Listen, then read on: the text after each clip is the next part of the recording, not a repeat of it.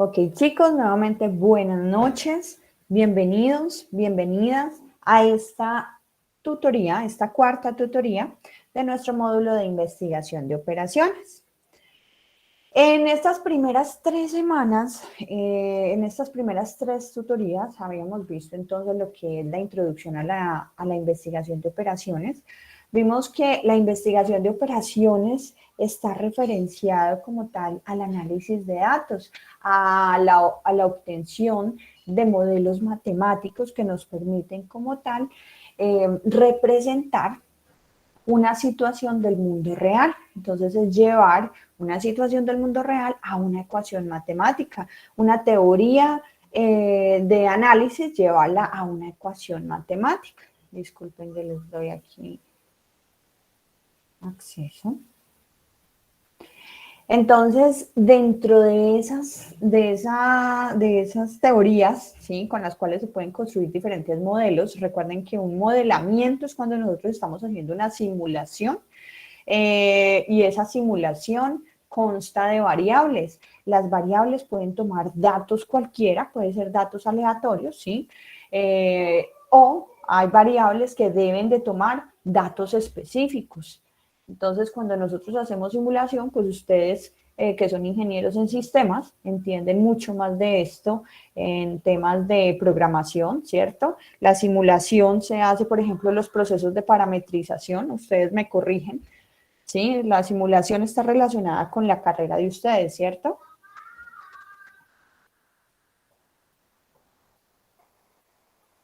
Sí, profe, claro. Yo dije, Estamos, ¿será que tengo el micrófono apagado? Me siento sola aquí. sí, estamos constantemente como mirando cosas para que en la realidad no sucedan, o sea, como haciendo ensayos y todo. Entonces, cuando ustedes están programando, lo que hacen es generar como tal una serie de códigos. Bueno, estoy hablando sin conocer específicamente cómo es este proceso dentro de la ingeniería en sistemas, pero se enfoca en el mismo objetivo, ¿sí? Se construyen como tal, ¿cómo se llaman este tipo de construcción de estos códigos?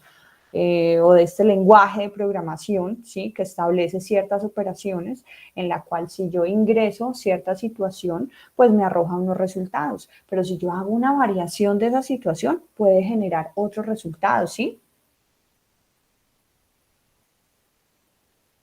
Yes. Ujú.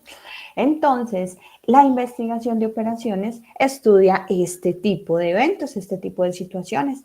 Lleva, como decir, a un lenguaje de programación, pero ese lenguaje de programación es pues una ecuación o un modelo matemático, ¿sí? El modelo matemático describe por la variación o por el cambio del dato de esas variables, pues como lo vimos en la programación lineal, recuerden que nosotros teníamos una situación específica, teníamos unas condiciones, unas restricciones. Las restricciones se pueden encontrar en cualquier situación de análisis. Estas restricciones son limitantes para poder realizar un proceso. Por lo tanto, nos generan esa región factible como lo veíamos dentro de la programación lineal, pues nos permite obtener esa región en la que todas las variables eh, cumplían, ¿sí?, con la situación especial de la situación.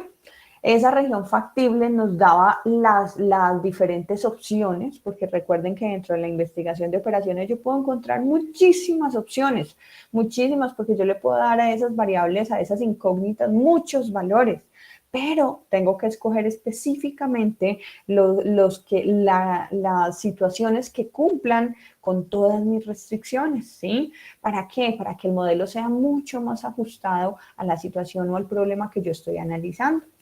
Dentro de la programación lineal veíamos entonces que obteníamos varios resultados, ¿sí? Obteníamos varias posibilidades, pero teníamos que seleccionar cuál era la óptima de toda esa posibilidad de resultados, cuál era la óptima, ¿sí? Entonces, esta es una forma o es uno de los modelos dentro de la investigación de operaciones.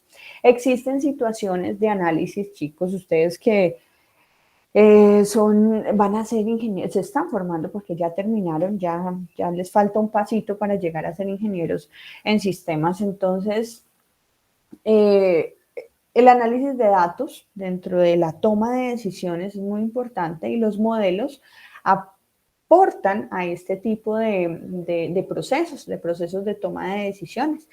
Nosotros podemos tener, por ejemplo, cuando analizamos ciertas situaciones, nosotros podemos tener fácilmente la captura de información, como hay otras situaciones en las que tenemos o no tenemos la información, ¿sí? Entonces tomar decisiones cuando tenemos toda la información es muchísimo más fácil. ¿Por qué? Porque nosotros podemos hacer, por ejemplo, análisis estadísticos, nosotros podemos hacer tendencias estadísticas, nosotros podemos mirar cómo ha sido el comportamiento histórico de los datos y pues con eso proyectar y realizar como tal una posible proyección, ¿cierto? Del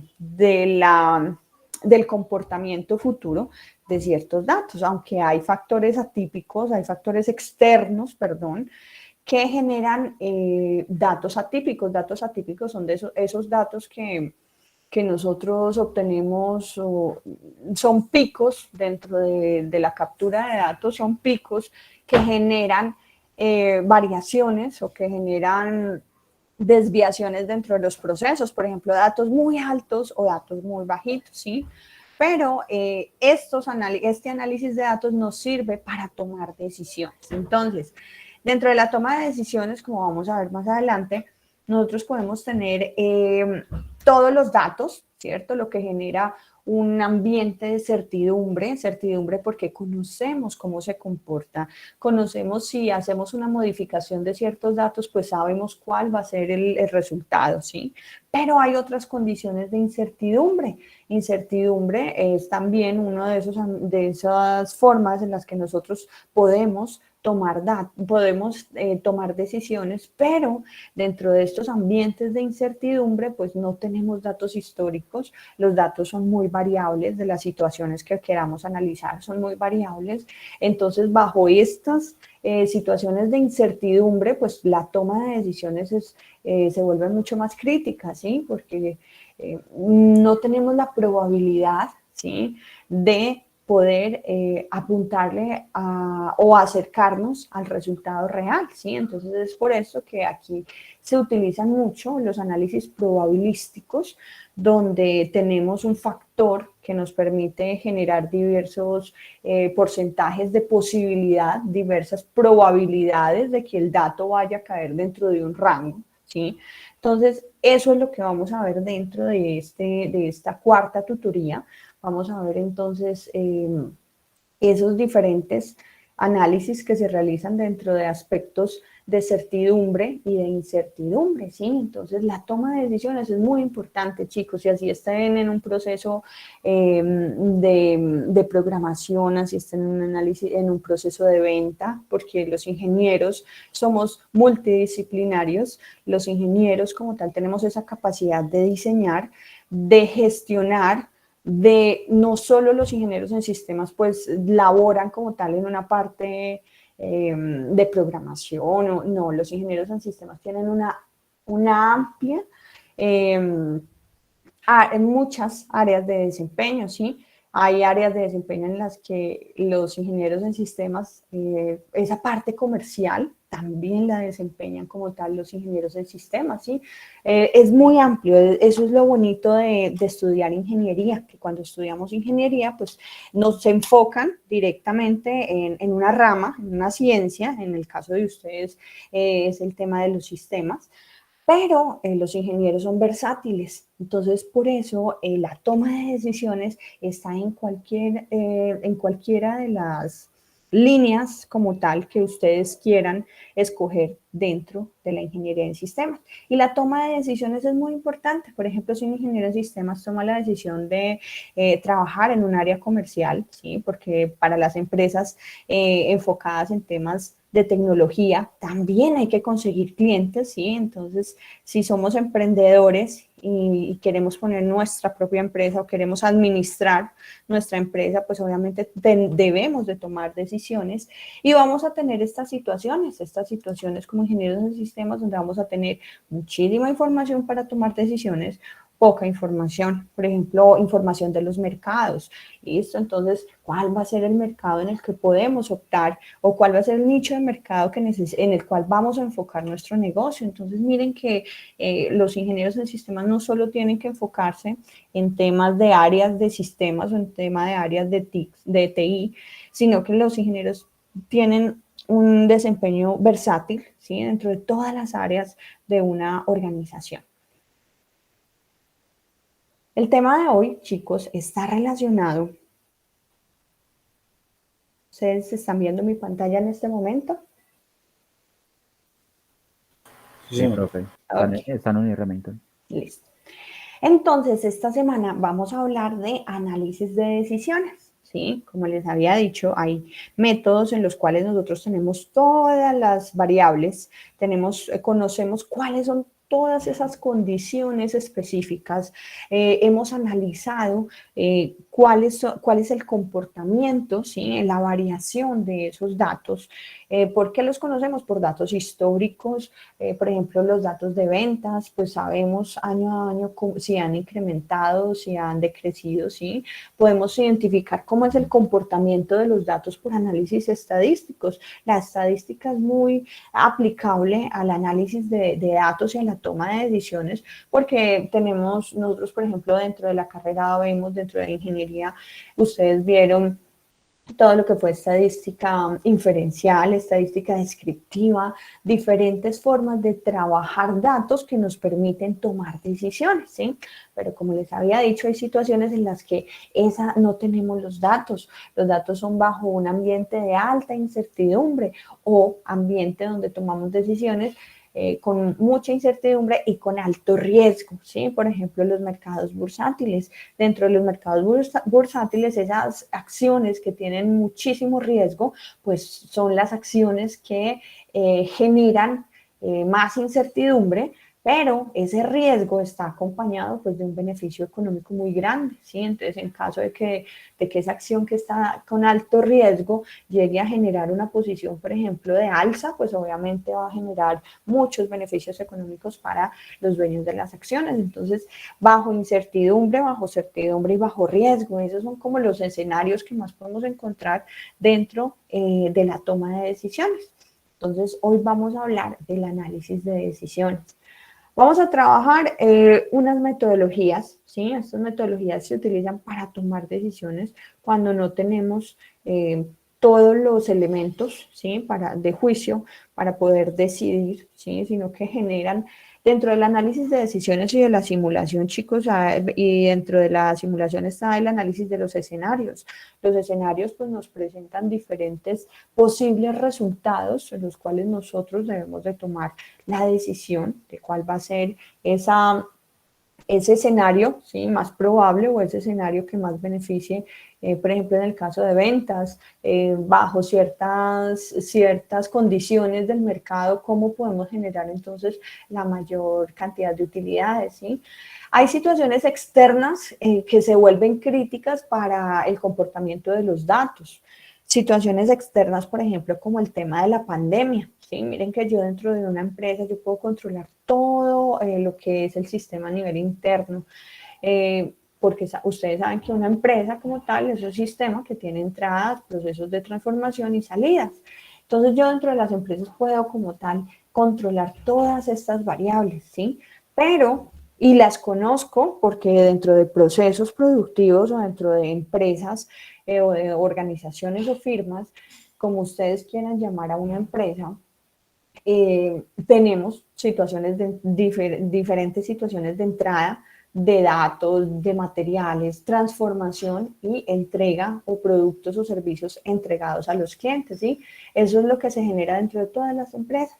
A nivel interno, yo puedo entonces trabajar con procesos de mejora continua para poder modelar o para poder que los resultados que no estén cumpliendo, pues yo los pueda como tal empezar a alinear, ¿cierto? A los resultados que yo estoy esperando.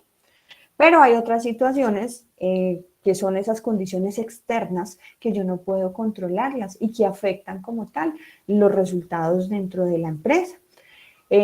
Por ejemplo, el tema de la pandemia, ¿sí? Miren que el tema de la pandemia, por ejemplo, cuando se hacen pronósticos, que nosotros vamos a ver también pronósticos la semana entrante, cuando se hacen pronósticos, yo lo que hago es proyectar unos resultados históricos esperando a que estos se comporten de igual forma en el futuro. Pero, por ejemplo, en el 2019, cuando en diciembre estábamos realizando todas las empresas sus presupuestos o sus proyecciones de venta o sus proyecciones de operación, generaron, ¿cierto?, posibles escenarios para cada uno de los meses del año 2020, pero nadie había presupuestado ni metieron dentro de esos presupuestos la pandemia, ¿sí? Y miren que la pandemia fue una condición externa de todas las empresas que no podíamos controlar y que nos afectaron esos resultados financieros y operativos dentro de las organizaciones. Entonces, la toma de decisiones es muy importante, conocer los datos es muy importante, pero miren que también hay factores externos que afectan como tal esos modelos o esas situaciones, ¿sí?, en las que nosotros podemos capturar los datos. Dentro del análisis de decisiones vamos a ver entonces toma de decisiones bajo certidumbre, también vamos a ver decisiones bajo incertidumbre y vamos a ver toma de decisiones en condiciones de riesgo. ¿Qué es la teoría de decisiones? Entonces la teoría de decisiones me permite como tal obtener diferentes métodos en los cuales cuando yo tengo todos los datos o todos los resultados, pues puedo generar modelos, ¿sí?, como por ejemplo los de la programación lineal.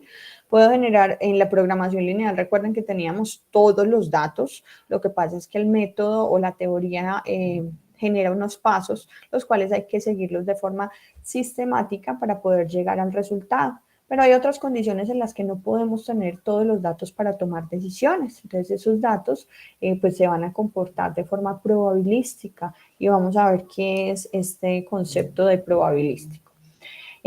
Una decisión es una elección consciente y racional orientada a conseguir un objetivo que se realiza entre diversas posibilidades de actuación o diversas alternativas. Entonces, una decisión es cuando nosotros elegimos de forma consciente y racional, ¿sí?, enfocado siempre a lograr una meta, a lograr un objetivo. Con ese enfoque es que nosotros tomamos decisiones, ¿sí? Y ese objetivo eh, pues puede llevarnos a diferentes posibilidades, ¿sí?, para lograr llegar a ese objetivo. Antes de tomar decisiones debemos de calcular cuál será el resultado de escoger una alternativa. Es por eso que se realizan simulaciones. Hay muchos software de simulación, sí, hay muchos software de simulación, pero no todas las empresas tienen el alcance o la capacidad financiera para que puedan comprar, adquirir este tipo de software. Entonces lo que hacen las empresas pues es por lo general utilizar hojas de Excel con herramientas, ¿sí?, con las cuales pueden generar simuladores de riesgo para poder generar diferentes situaciones o diferentes escenarios, ¿cierto?, que se puedan presentar con esas condiciones o con esa información que se tiene. Entonces, antes de tomar una decisión, debemos calcular cuál será el resultado de escoger una alternativa. Entonces, en función de las consecuencias previsibles para cada una de esas alternativas, se tomará la decisión dependiendo de varios factores.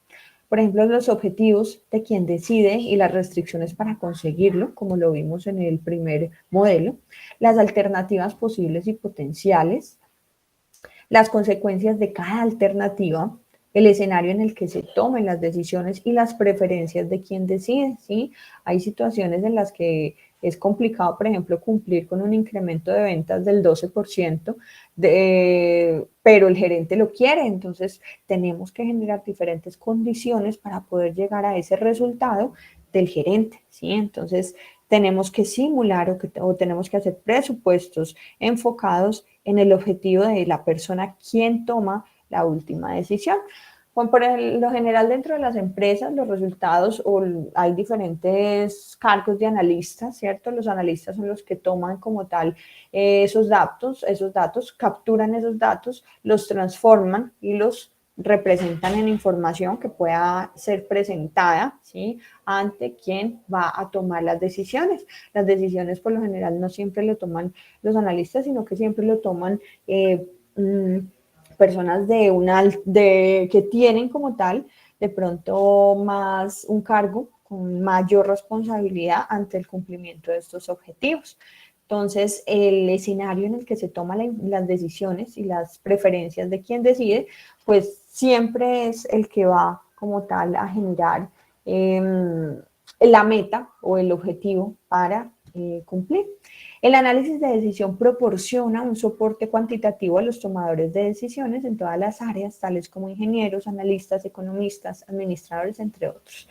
Por eso les decía que como ingenieros tenemos un amplio grado de conocimientos, ¿sí?, en diferentes materias, los cuales nos forman. ¿Para qué? Para que tengamos esos elementos, esas herramientas para aplicar, y cuando se presente la situación, diferentes situaciones, situaciones tan diversas, ¿sí?, que se presentan en un ambiente laboral, para tomar decisiones. Entonces, las decisiones no solo las toman los ingenieros, las decisiones las toman todas las personas. Nosotros dentro de nuestra vida diaria tomamos miles de decisiones, ¿sí?, de forma diaria. Entonces, miren que el análisis de decisiones como tal genera, ¿sí?, a los profesionales que se encargan de este tipo de situación, de toma de decisiones, pues tener diferentes alternativas, y esas alternativas que sean más que los lleven como tal a los resultados que estamos esperando.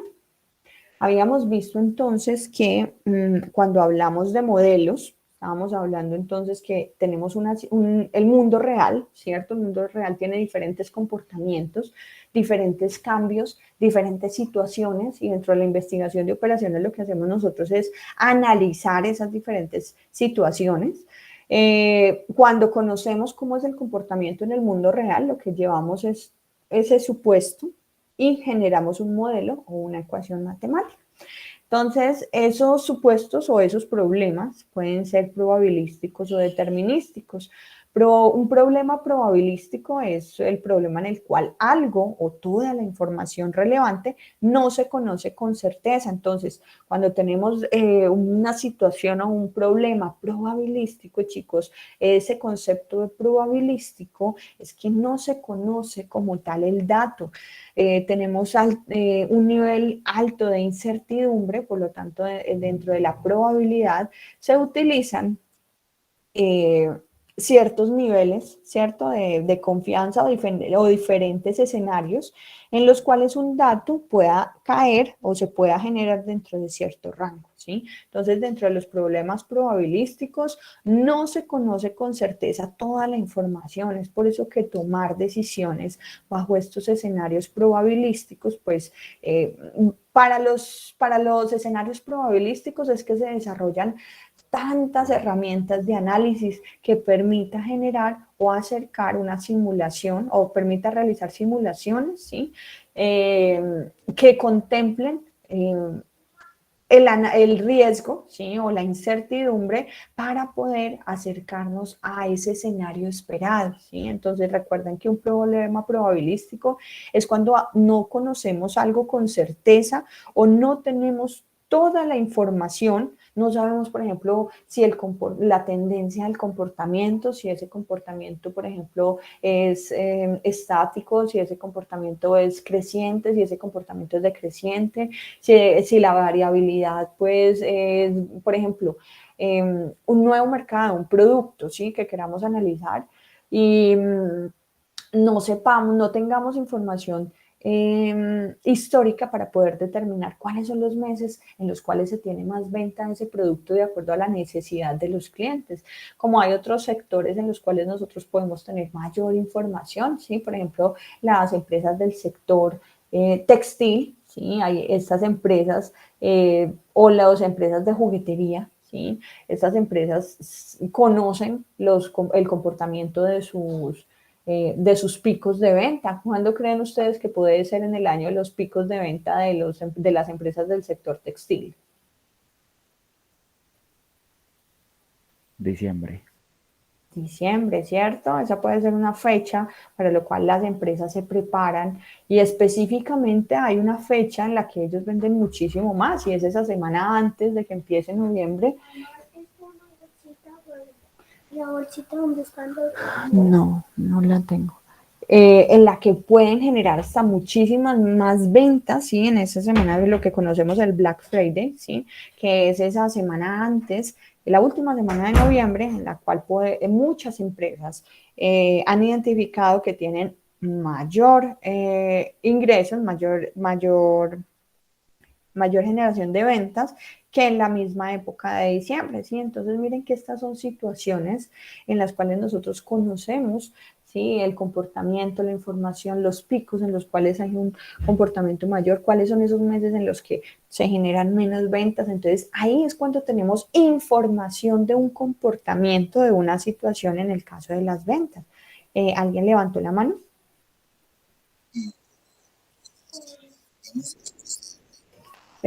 No, no te escucho bien. No, no se te oye bien. Ahí. Listo, ahí ya mejoró. Sí, tiene mucho que ver con la empresa, pues no veo que vende distinto. No, espera que... ¿Ustedes oyen bien, chicos, o será que es mi audio?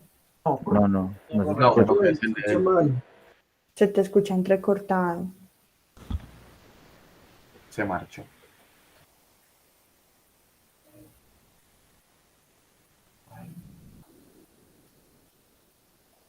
Bueno. ¿Ya solucionaste de pronto para que participes? Se salió de la clase, profe. Ah, yo creo que de pronto se va a cambiar de ¿cómo es? De equipo.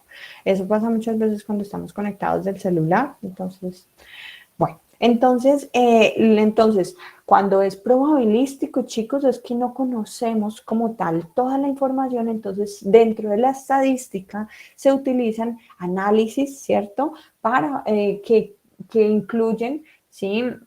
El análisis de la probabilidad para poder llegar a un resultado o a un escenario esperado, ¿sí? Contrario a lo que conocemos como problemas determinísticos. Los problemas determinísticos es cuando nosotros sí tenemos certeza de la información. Entonces recuerden, probabilístico y determinístico, pues es opuesto. Probabilístico es cuando no conocemos la información, por lo tanto tenemos que emplear diferentes análisis estadísticos que nos permitan tener opciones para la toma de decisiones. Problemas determinísticos es cuando nosotros tenemos certeza en toda la información que estamos analizando. Por lo tanto, pues vamos a tener un resultado, ¿sí? Que nos va a llevar a ese escenario de acuerdo pues a los históricos y al comportamiento de esa información. Entonces, un modelo estadístico es un tipo de modelo matemático que usa la probabilidad y que incluye un conjunto de asunciones o de hipótesis sobre una hipótesis es algo en lo cual nosotros estamos adelantándonos, ¿cierto? Entonces decimos, si los vehículos, una hipótesis puede ser, ¿sí? Si nosotros, si cada uno de los vehículos de transporte público, como los buses en Pereira, mejorara su condición de su condición de generación de gases, podríamos disminuir los niveles de contaminación de la región, ¿sí? Entonces, miren que esto es una hipótesis, es algo que nosotros pretendemos llegar, ¿sí? Con una situación que queremos controlar. Entonces, eso es un conjunto de asunciones o de hipótesis sobre la presentación o sobre la generación de algunos datos muestrales, de tal manera que asemejen a los datos de una mayor población. Entonces, eso es un modelo estadístico, es un tipo, es una estructura matemática como tal que reúne un conjunto de variables en las cuales nosotros podemos tener diferentes escenarios si le damos datos. Por ejemplo, como el modelo o la ecuación matemática que teníamos dentro del modelo de programación lineal, miren que esa función objetivo nosotros le dábamos varios datos a las variables, a x1, x2, x3, y podíamos obtener diferentes resultados, ¿sí? Un modelo estadístico queda especificado por un conjunto de ecuaciones que relacionan diversas variables aleatorias que pueden dar cualquier dato y en las que pueden aparecer otras variables no aleatorias, o sea, variables en las que tienen que generar un dato exacto. No puede ser cualquier dato porque me afecta el resultado, sino que tiene que comportarse dentro de un dato determinado, ¿sí? Por la situación. Entonces, un modelo es una representación formal de una teoría. Y es por eso que nosotros empezamos por esta teoría de la programación lineal, que es la que nos acerca a esa situación de análisis de datos. El proceso de toma de decisiones estadística, pues entonces a diferencia de los procesos de toma determinísticos, ya recuerden que las decisiones probabilísticas es cuando tomamos decisiones bajo ambientes en los que no conocemos todos los datos y las decisiones determinísticas son esas decisiones que tomamos bajo ambientes donde nosotros tenemos conocimiento de todas las variables que entran dentro de un modelo para simular la situación. Tal como la optimización lineal. Entonces, la optimización lineal son decisiones o son análisis determinísticos, ¿sí? Porque nosotros teníamos dentro de la optimización lineal, dentro de la programación lineal, nosotros teníamos todos los datos, ¿sí? Miren que tanto internos, tanto dentro de los procesos de fabricación, pues teníamos cuál era, por ejemplo, la cantidad de los recursos, las limitaciones, teníamos los beneficios que se generaban, con información no solo que generaba el proceso productivo, sino con información que también generaban, por ejemplo, el área de ventas o el área comercial. Entonces, miren cómo toda esa información se concentra para poder generar diferentes situaciones que nos permitan obtener o tomar decisiones de cuál era esa condición que más se adaptaba a lo que estábamos buscando, que en los ejercicios que hicimos era maximizar las utilidades. Entonces, miren que estas son decisiones, estos son decisiones bajo ambientes determinísticos. Teníamos toda la información de las restricciones, toda la información de la capacidad, toda la información la teníamos, por lo tanto es una decisión determinística. Las variables son normalmente mucho más numerosas dentro de este tipo de modelos y pues es en algunos casos difícil de medir y de controlar. Sin embargo, pues los pasos para resolver este tipo de procesos pues lo conocemos porque lo hicimos en estas últimas 3 semanas. Criterios de toma de decisiones. Hay situaciones de certeza o de certidumbre que yo les comentaba ahorita. Una situación de certeza entonces es aquella en la que un sujeto tiene información completa sobre la situación determinada, sobre cómo evolucionará y sobre cómo y conoce el resultado de su decisión. Ejemplo, las decisiones sobre compras cuando se conoce la demanda. De acuerdo a lo que el mercado esté solicitando, pues entonces yo hago una programación de ese abastecimiento de materias primas para poder tener los productos terminados en la cantidad en la cual el mercado está solicitando el producto, ¿sí? Esas son como tal situaciones de certeza. Yo conozco, yo no estoy, por ejemplo, comprando material a ver si de pronto vendo el producto y de pronto ese material, si la información no es tan certera, ¿cierto? Si la información no es tan confiable, pues entonces puede que de pronto ese nivel de demanda o de ventas no se genere y yo haya invertido en materia prima y tenga mis productos almacenados. Entonces miren el riesgo de tomar decisiones bajo ambientes o bajo situaciones en los cuales, pues obviamente la inversión de dinero para generar productos con los cuales yo voy a generar más ingresos para mi empresa, pues son decisiones importantes para las compañías. La toma de decisiones en condiciones de certidumbre o de certeza ocurre cuando el decisor conoce el estado de la naturaleza que ocurrirá con absoluta certeza. En situaciones de esta naturaleza, el decisor conoce el conjunto de las alternativas factibles y las consecuencias de cada una. El criterio de decisión en problemas bajo certeza consiste en elegir simplemente la alternativa de mayor beneficio o de menor pérdida. Recuerden, este tipo de decisiones bajo situaciones de certeza lo pudimos identificar con el método o con la teoría de la programación lineal. Y ahí se cumple esta última parte que está en amarillo, donde el criterio de decisión del problema bajo certeza consiste en elegir simplemente la alternativa de mayor beneficio o de menor pérdida. Nosotros hicimos 2 ejercicios enfocados en la alternativa que nos llevara a el mayor beneficio. Tenemos otra situación, que es la situación bajo incertidumbre. Una situación de incertidumbre, entonces, será aquella en la que el sujeto toma la decisión sin conocer toda la situación. Y existen varios resultados para que cada estrategia pueda ser competitiva o no competitiva. O sea, genere mayores ingresos o no esté relacionada pues con este tema.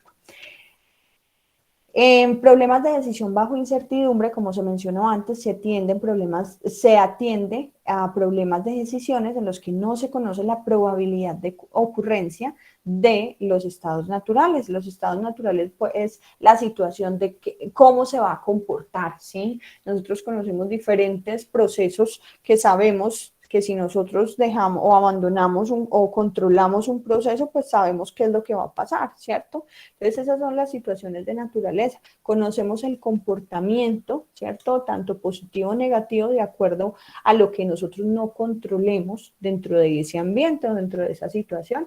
Esos son los estados de naturaleza. Por lo tanto, hay que recurrir a criterios empíricos para tomar decisiones, para decir, este tipo de situaciones, pues existen una serie de criterios de elección. Estos criterios de elección se conocen entonces, voy a adelantarme a esta última parte, porque esta presentación la corté un poco, chicos.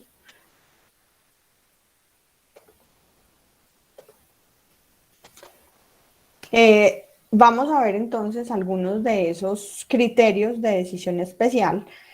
Esos criterios se conocen, por ejemplo, como metodología de Laplace, Minimax o Mini-Min, ¿sí? De Savage y Horwich. Entonces, estos son criterios que se utilizan para tomar decisiones bajo incertidumbre, ¿sí?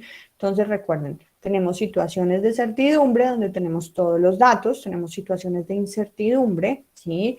Tenemos problemas probabilísticos, tenemos problemas determinísticos. ¿En qué se diferencian? En conocer o no toda la información y el comportamiento de este tipo de situaciones o de estos datos, ¿sí? Que intervienen dentro de estas situaciones. Entonces vamos a trabajar, vamos a conocer cómo se toman decisiones bajo esta metodología de Laplace, cómo se toman decisiones bajo la metodología del Minimax, cómo se toman decisiones bajo la metodología de Savage, cómo se toman decisiones bajo la metodología de Hurwitz, y también vamos a ver algo que es decisiones de bajo riesgo, ¿sí? Entonces estas decisiones bajo riesgo se utilizan con lo que llamamos árboles de decisiones. Entonces eso es lo que vamos a ver hoy, chicos.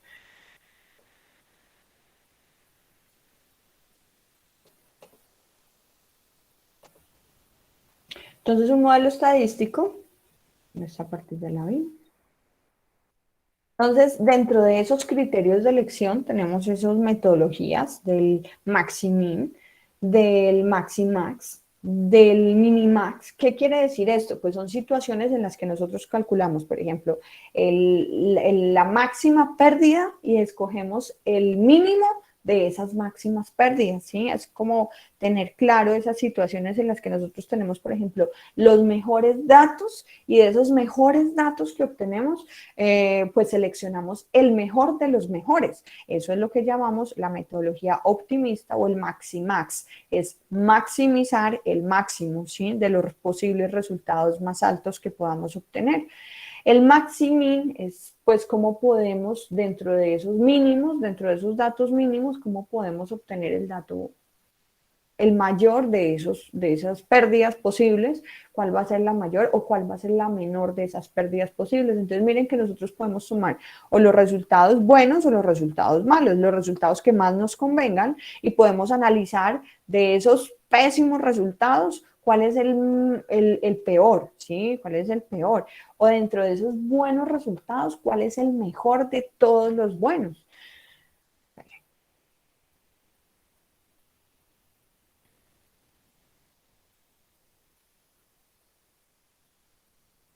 Entonces empezamos con el criterio Maximin o criterio pesimista. Vamos a ver, ¿sí? ¿Alguien va a participar? Le puede dar a transportar. Ese de arrepentimiento más y más, ¿cuál es? ¿Cuál? Pues donde faltó dice, explicar el arrepentimiento minimaz. el arrepentimiento de Savage, ya lo vamos a ver más adelante, ¿listo? El arrepentimiento de Savage, pues en este tipo de análisis se utilizan matrices, ¿sí? Pero son cálculos muy sencillos que son propuestos por estas metodologías para tomar decisiones, ¿sí? Entonces eso lo vamos a ver más adelante. Entonces el criterio maximino, el criterio pesimista, este criterio supone el resultado mínimo, es decir, el decisor quiere asegurar la elección mejor en caso de que se dé la situación más desfavorable. Y más, ahorita vamos a leer como tal de qué se trata cada uno de estos criterios y más adelante vamos a ver un ejercicio donde vamos a desarrollar o vamos a identificar cómo se utilizan, cómo se aplican este tipo de criterios para poder tomar una decisión bajo cierta situación, ¿listo?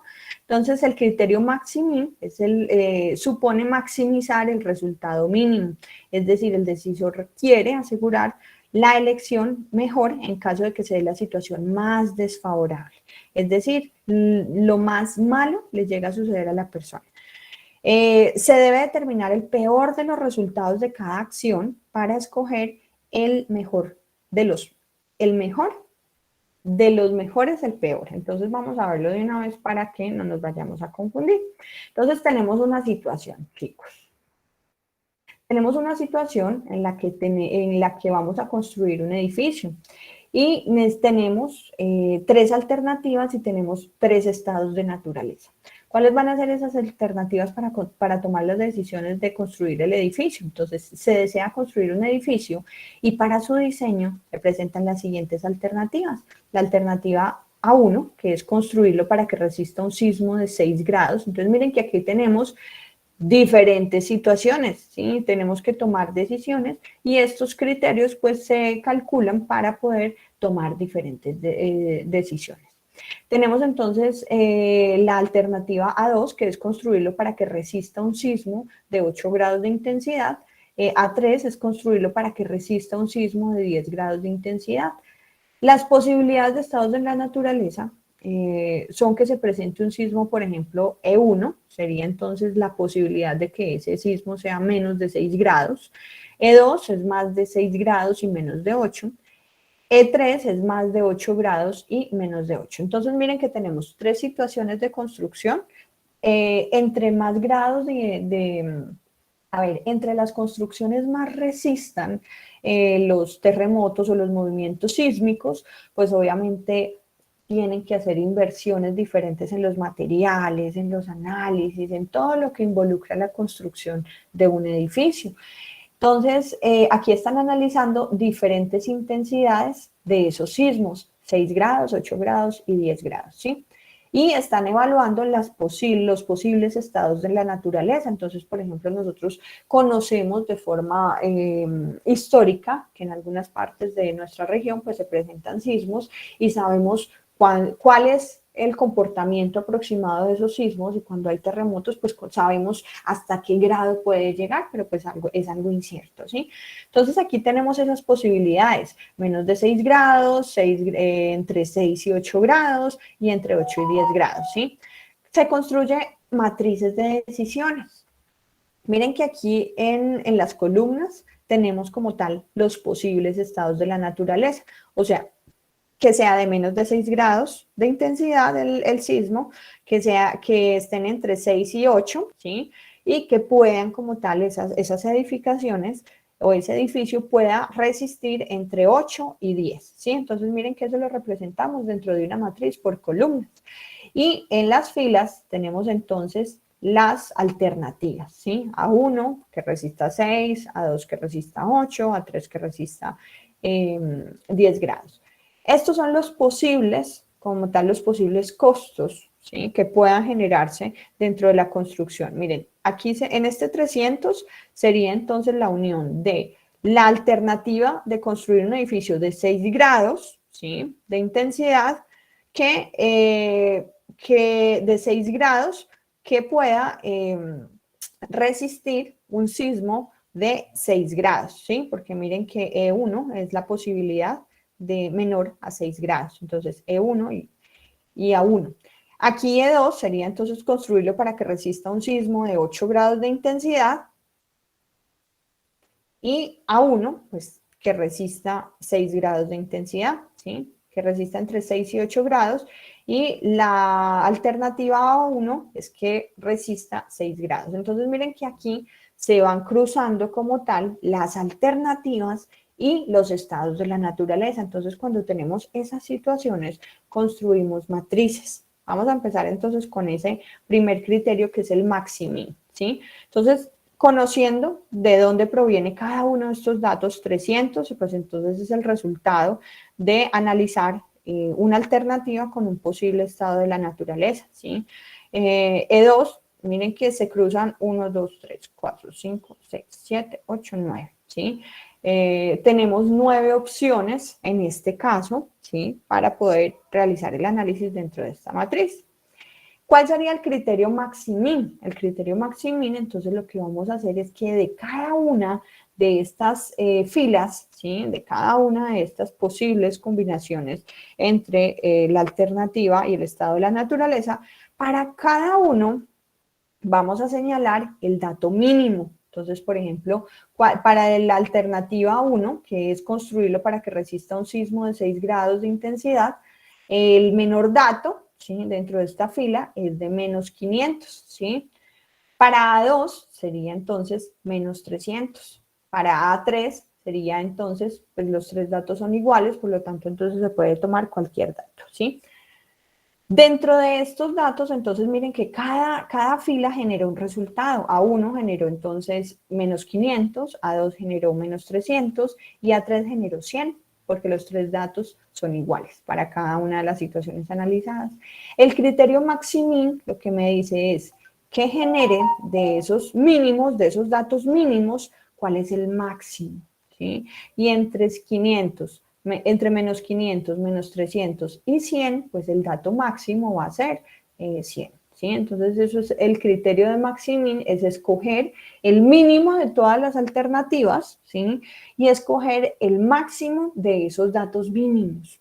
Entonces es entender que estamos trabajando con un análisis de todos los datos mínimos y dentro de esos mínimos escojamos cuál va a ser el máximo de esos datos mínimos, ¿sí? Entonces, ese es el primer criterio que vamos a utilizar y que vamos a conocer. Ese es el criterio máximo. ¿Listo? Entonces, es seleccionar dentro de un conjunto de posibilidades el menor de los datos, ¿sí? Para cada una de las alternativas y seleccionar cuál es el máximo, el máximo dato dentro de esas posibilidades mínimas. ¿Listo? ¿Quedó claro ese criterio de maximin? Yo estoy como en corto con eso. Sí, yo quedé como también como más o menos. Ok, entre menos 500, menos 100 y menos 300 y 100, ¿eso qué caracteriza? Caracteriza los datos mínimos dentro de cada una de las filas, ¿sí? Recuerden, las columnas son las que están de forma vertical dentro de una matriz y las filas son las que están de forma horizontal, ¿listo? Entonces, el criterio maximin es seleccionar para cada una de las filas, o sea, de los datos que están horizontales entre 300, menos 400 y menos 500, ¿cuál será el dato menor, chicos? Menos 500, profe. Entonces, dentro del criterio maximin, nosotros por cada una de las filas escogemos el dato menor, ¿sí? Escogemos el dato menor. El dato menor para la fila A1 será menos 500, ¿sí? Porque miren que tenemos 300, menos 400 y menos 500. Esas son las alternativas que nos ponen el ejercicio. Entonces yo voy a escoger el dato mínimo. El dato mínimo es menos 500, porque si nos ubicamos dentro de un plano cartesiano, ¿sí? Entre más alto sea el dato negativo, pues va a ser menor, ¿sí? Entre más pequeño sea el dato negativo, va a ser mayor. Y aquí en este criterio de maximin, tenemos es que escoger el mínimo de cada una de esas posibles alternativas, de esas de esos posibles estados de la naturaleza, en este caso, ¿sí? Entonces, en cada una de las filas voy a escoger el dato mínimo. El dato mínimo para este A1 va a ser menos 500, el dato mínimo para este A2 va a ser menos 300, ¿sí? Porque miren que las alternativas son 200, 200 y menos 300. Y para A3, para la fila A3 va a ser los tres datos son 100, o sea, pues que no, cualquiera de los tres que escojamos, pues va a tener como tal el mismo peso de que sea el mínimo, ¿cierto? No es ni el máximo ni el mínimo, sino que los tres datos son iguales, entonces escogemos cualquiera. Puede ser el que cruza con E3, E1 o A3, E2 o A3, E3, ¿sí?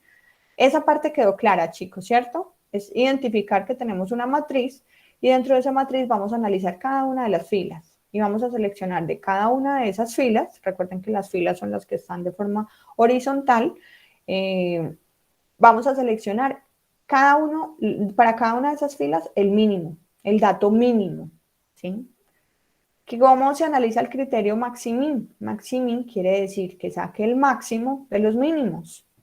Entonces, como yo ya identifiqué cuál es el mínimo dentro de cada una de las filas de esta matriz, ahora voy a identificar cuál es el máximo de esos mínimos. ¿Cómo vamos ahí, chicos?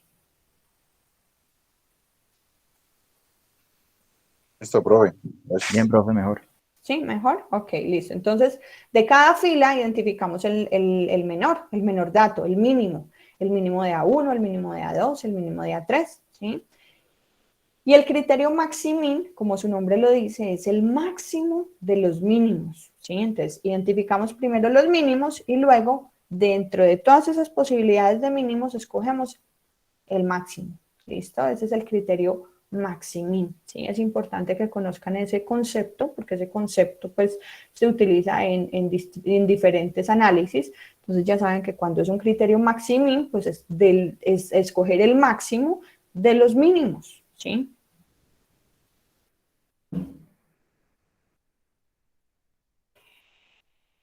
El criterio maximax, entonces si el maximin, ¿cierto? Entonces generó el máximo de los mínimos, el maximax, ¿ustedes cómo creen que se va a comportar? Pues escoger el máximo ¿De de los todo. qué? De los máximos. De los máximos. No de todos, sino que miren que el criterio nos pone como ciertas condiciones. El maximin era el máximo de los mínimos, por eso se llama maximin. El criterio maximax, pues entonces va a ser al contrario, va a ser de los máximos, escoger cuál es el dato máximo de esos máximos. Consiste en maximizar el máximo, escoger el resultado máximo entre los mejores de cada una de las alternativas. Asegura que la elección mejor en cada caso se dé la situación más favorable. Es un tipo de criterio agresivo, es decir, lo mejor siempre le sucede a mi persona. Se determina la acción con el mejor de los resultados de cada acción para escoger, entonces vamos a identificarlo de la siguiente forma. Aquí tenemos en esta segunda parte el criterio maximax, ¿sí? Entonces, ¿cómo hacemos? Tenemos la misma situación, vamos a construir un edificio y ese edificio pues tenemos alternativas de construirlo para que resista 6 grados de intensidad, 8 grados o 10 grados de intensidad, ¿listo? Y tenemos unos posibles estados de la naturaleza, o sea, condiciones que se puedan presentar, ¿sí? Que el sismo, por ejemplo, sea menos de 6 grados o que el sismo sea entre 6 y 8 o que el sismo sea entre 8 y 10. Esos son los posibles estados de la naturaleza que se pueden presentar cuando se presente un sismo, ¿sí? No sabemos cuál. Entonces, por eso tenemos varias alternativas. Vamos al criterio maximax. Entonces, recuerden, maximin, escogimos el mínimo de cada uno y escogimos el máximo de esos datos. ¿Por qué 100? Porque 100 está al lado derecho, dentro de un plano cartesiano, está al lado derecho, o sea, está dentro de los números positivos, ¿sí? De las X, por lo tanto, es mayor que menos 500 y menos 300. El criterio maximax, entonces, cogemos de cada una de esas posibles estados de la naturaleza, que son A1, A2, A3, que nos representan como los posibles resultados que se puedan presentar, ¿sí? Entonces, cogemos cada uno de las alternativas que tenemos propuestos dentro del ejercicio. Para cada una de estas filas vamos a seleccionar el dato máximo, ¿sí? Entonces, por ejemplo, A1 Tenemos 300 menos 400 y 500. Miren que aquí seleccionamos el dato mayor. Entre estos tres datos, 300 menos 400 y menos 500, el dato mayor es 300. ¿Sí? Para la alternativa A2 tenemos entonces tenemos 200, 200 y menos 300. Miren que aquí nos pasa lo mismo que aquí en esta condición de A3, pues en esta, ¿sí? Para A2 tenemos entonces dos datos de 200, por lo tanto tenemos dos datos máximos, porque miren que el tercer dato es de menos 300. Y recuerden que un dato de menos 300 pues es menor a 200. Y tenemos A3. Miren que los tres datos son iguales, por lo tanto, pues podemos tomar como tal cualquiera de estos tres datos o cualquiera de estos dos datos, ¿sí? Eso le iba a preguntar, ¿no altera nada que sería el dato de cualquier fila?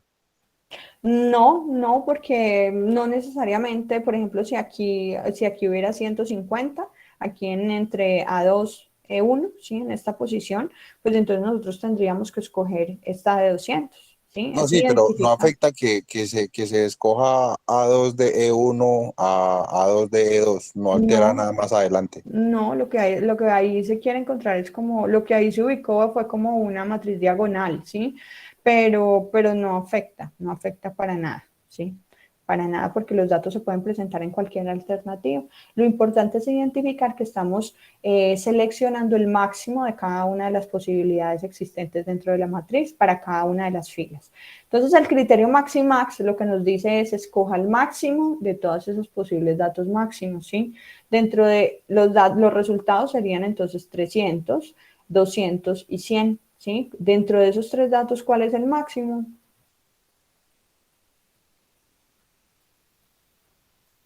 300, no. 300, o sea que el dato maximax sería de 300, ¿sí? O sea que lo máximo que yo puedo generar para invertir, ¿sí? O lo que yo puedo, aquí dentro del ejercicio no dice si es lo que estamos perdiendo o lo que estamos ganando.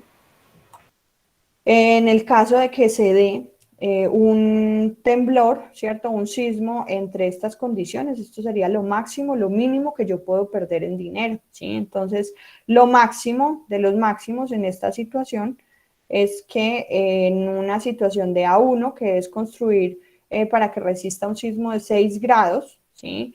Y si se da un sismo de 6 grados, pues lo máximo que yo puedo ganar son 300. ¿Listo?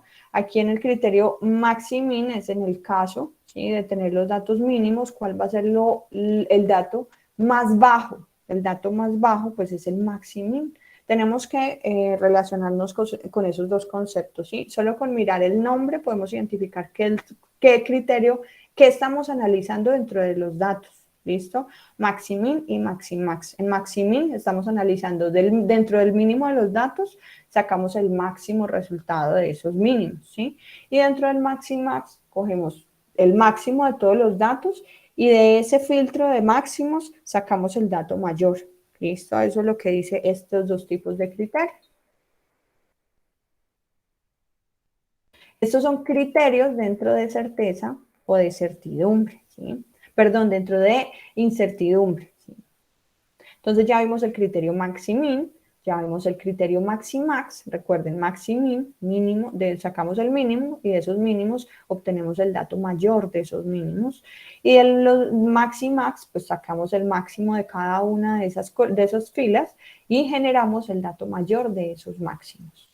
Ahora vamos a ver el índice de Hurwitz. Es un criterio ni demasiado optimista ni demasiado pesimista. Dentro de este criterio vamos a identificar que cuando analizamos por el criterio de índice de Hurwitz esas situaciones de incertidumbre, aquí es muy importante porque aparece un beta o un porcentaje, ¿sí? Que es el que llamamos índice de optimismo relativo. Ese índice de optimismo relativo lo que nos dice es una probabilidad, ¿sí? Esa probabilidad puede estar entre 0 y 1. Esas probabilidades nos los dan los ejercicios, ¿cierto? Que se realicen dentro de este tipo de criterios de incertidumbre. Entonces vimos maximin, maximax y ahora vamos a ver índice de Hurwitz, ¿sí? ¿Cómo funciona el índice de Hurwitz? Pues debemos de tener como tal un beta, ¿sí? O en algunos casos es alfa, pero como sea que esté ese factor representado, va a ser un índice de optimismo relativo, o sea, va a ser una probabilidad de ese dato mayor o de ese dato menor. ¿Cómo funciona? ¿O cómo analizamos? ¿Sí? Vamos a tener una ecuación. Esa ecuación entonces la vamos a obtener con los datos, ¿sí? Miren que aquí el beta es 0.8, por lo tanto lo que le falta, recuerden que estos betas pueden ser entre 0 y 1, ¿sí? Entonces, si a 1 le restamos 0.8, pues va a quedar 0.2. Por lo tanto, la alternativa más probable va a ser 0.8 y la alternativa menos probable va a ser de 0.2. Esa parte me la entienden, chicos. Este beta, que es este que yo les estaba comentando aquí, es el índice de optimismo relativo. Ese índice de optimismo relativo va entre 0 y 1, ¿sí?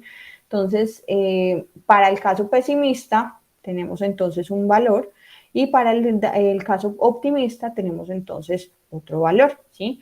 Pero a nosotros nos pueden dar el vector optimista o el vector pesimista, ¿sí? En este caso a nosotros nos dieron el vector optimista. Como sabemos, siempre nos dan el vector optimista. Para encontrar el vector pesimista, lo que vamos a hacer entonces es restarle a 1 este 0.8. Eso es lo que se hace dentro del criterio de Hurwitz, ¿sí? Entonces, lo principal es este beta. Dentro del criterio de Hurwitz, introducimos este beta, que recuerden que es este índice de optimismo relativo, ¿sí? Este dato puede ser entre 0 y 1, y nosotros podemos tener un vector de optimismo, para un vector de óptimos y un vector de pésimos. Vamos a ver de qué estamos hablando. Recuerden que estamos hablando de toma de decisiones bajo situaciones de incertidumbre, ¿sí? O sea que cuando nosotros tomamos decisiones tenemos muchas alternativas, como lo que se está presentando en este ejemplo. Vamos a aplicar el criterio de Hurwitz. Tenemos esta misma matriz. ¿De dónde sale esta matriz? Pues de los datos que se presentaron dentro del ejercicio, inicial del ejercicio. Tenemos entonces 3 alternativas de construir un edificio que resista 6 grados de intensidad, 8 grados y 10 grados de intensidad. Y tenemos unos posibles estados de la naturaleza, que recuerden que estos posibles estados de la naturaleza es que se pueda dar un sismo de menos de 6 grados, o de que el sismo de entre 6 y 8 grados, o de que el sismo de entre 8 y 10 grados. Vimos el criterio Maximin, Maximax. Ahora vamos a ver el criterio de Hurwitz. El criterio de Hurwitz contempla estos dos criterios anteriores, Maximin y Maximax, ¿sí? ¿Qué hacen ellos aquí? Ellos unen como tal el Maximin y el Maximax, ¿sí? Entonces, dentro del Maximin, ellos seleccionan los mínimos, ¿sí?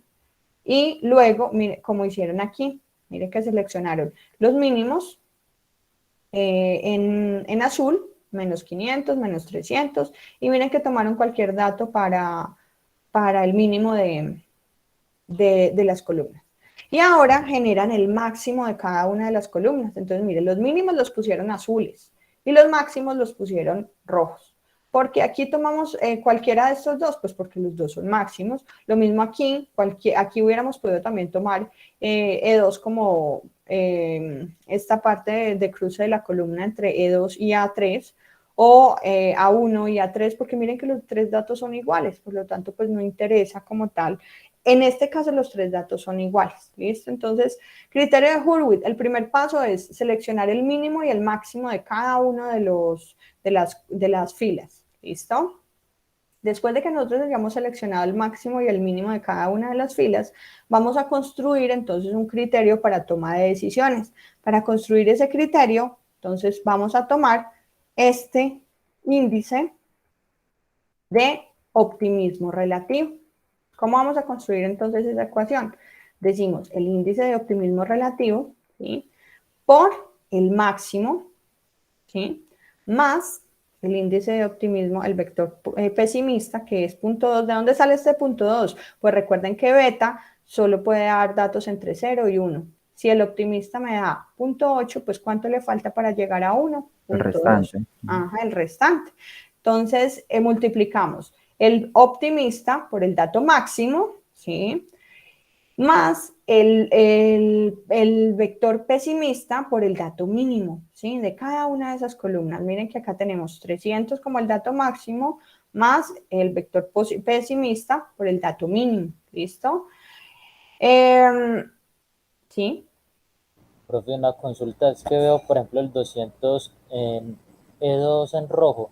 Puede ser en rojo el 200 del E1, ¿Cómo? sino que en la columna E2 el 200 está en rojo. Ujú. Puede Puede ser también estar, E1. sí, puede estar seleccionado en la columna E1. Ujú. Sí, y por ejemplo, si en E2 A2 aquí estuviera 150, entonces mira que ahí ya no podríamos poner cualquiera, sino que tendríamos que escoger el máximo, que sería este, ¿cierto? En caso de que acá hubiera un dato menor.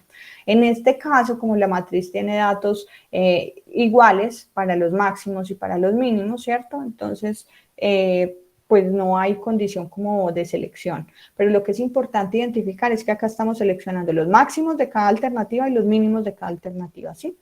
Pero aquí podemos tomar o este o este. No tiene, aquí estamos tomando el dato y no como tal la ubicación dentro de cada una de las alternativas.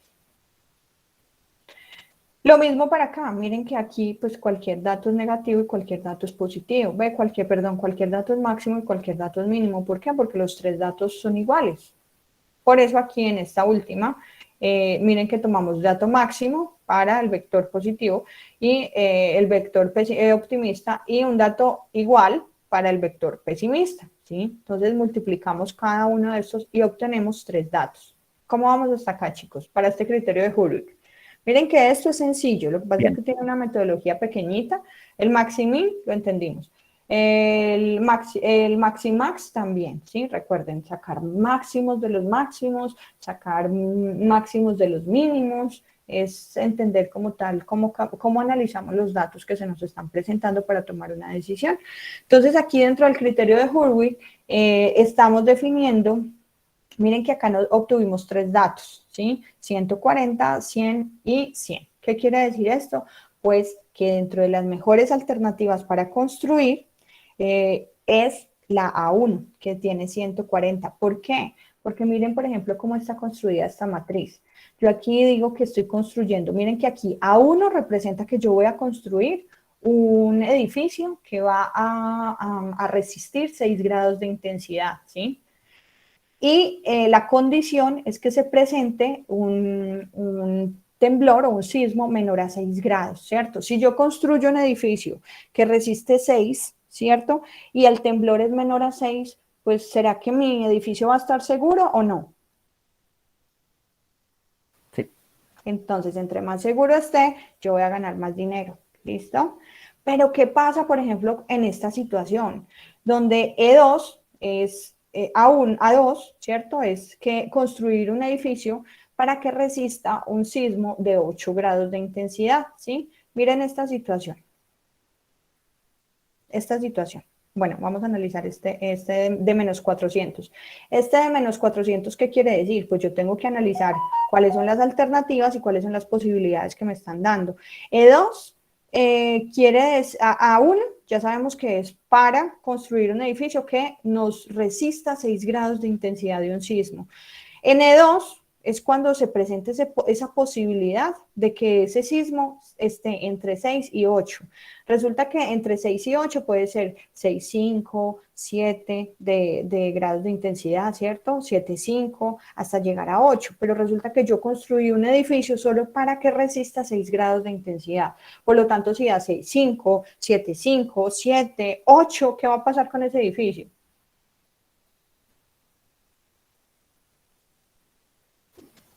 Por abajo, perdidos. No. ¿Cierto? Por eso, o sea, voy a perder dinero porque puede que la edificación sufra daños, por lo tanto voy a perder dinero. Por lo tanto, miren que aquí se representa como menos 400. Y miren lo que pasa aquí en esta alternativa.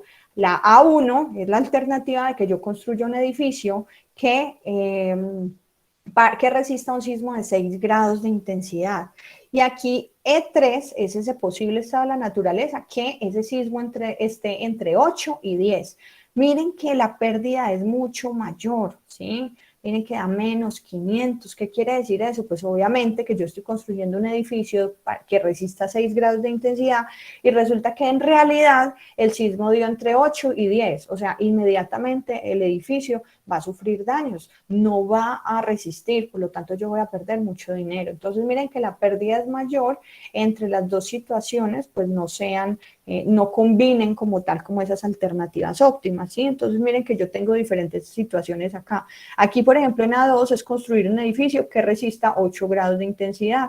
Entonces, E1 es que se presente por menos de 6 grados de intensidad. Obviamente, claro, si yo construyo para 8 y el sismo es de 6, pues mi edificio va a resistir. Aquí en estas situaciones, el edificio resiste 8 grados de intensidad, pero la situación E2 es que se dé entre 6 y 8. Miren que da 200. ¿Por qué? ¿Por qué creen ustedes que da 200? ¿Será que si yo construyo ese edificio para que resista 8 y la condición o la posibilidad del sismo es que de entre 6 y 8, ¿qué va a pasar con ese edificio? ¿Se cae o resiste? No resiste. Resiste, ¿cierto? Los otros compañeritos entienden por qué estamos analizando esta situación del ejercicio. Profe, pero yo tengo una pregunta. ¿Esos números de dónde aparecen? Esos números los da el ejercicio, Ah, bueno. ¿sí? Esos números no los calculamos nosotros.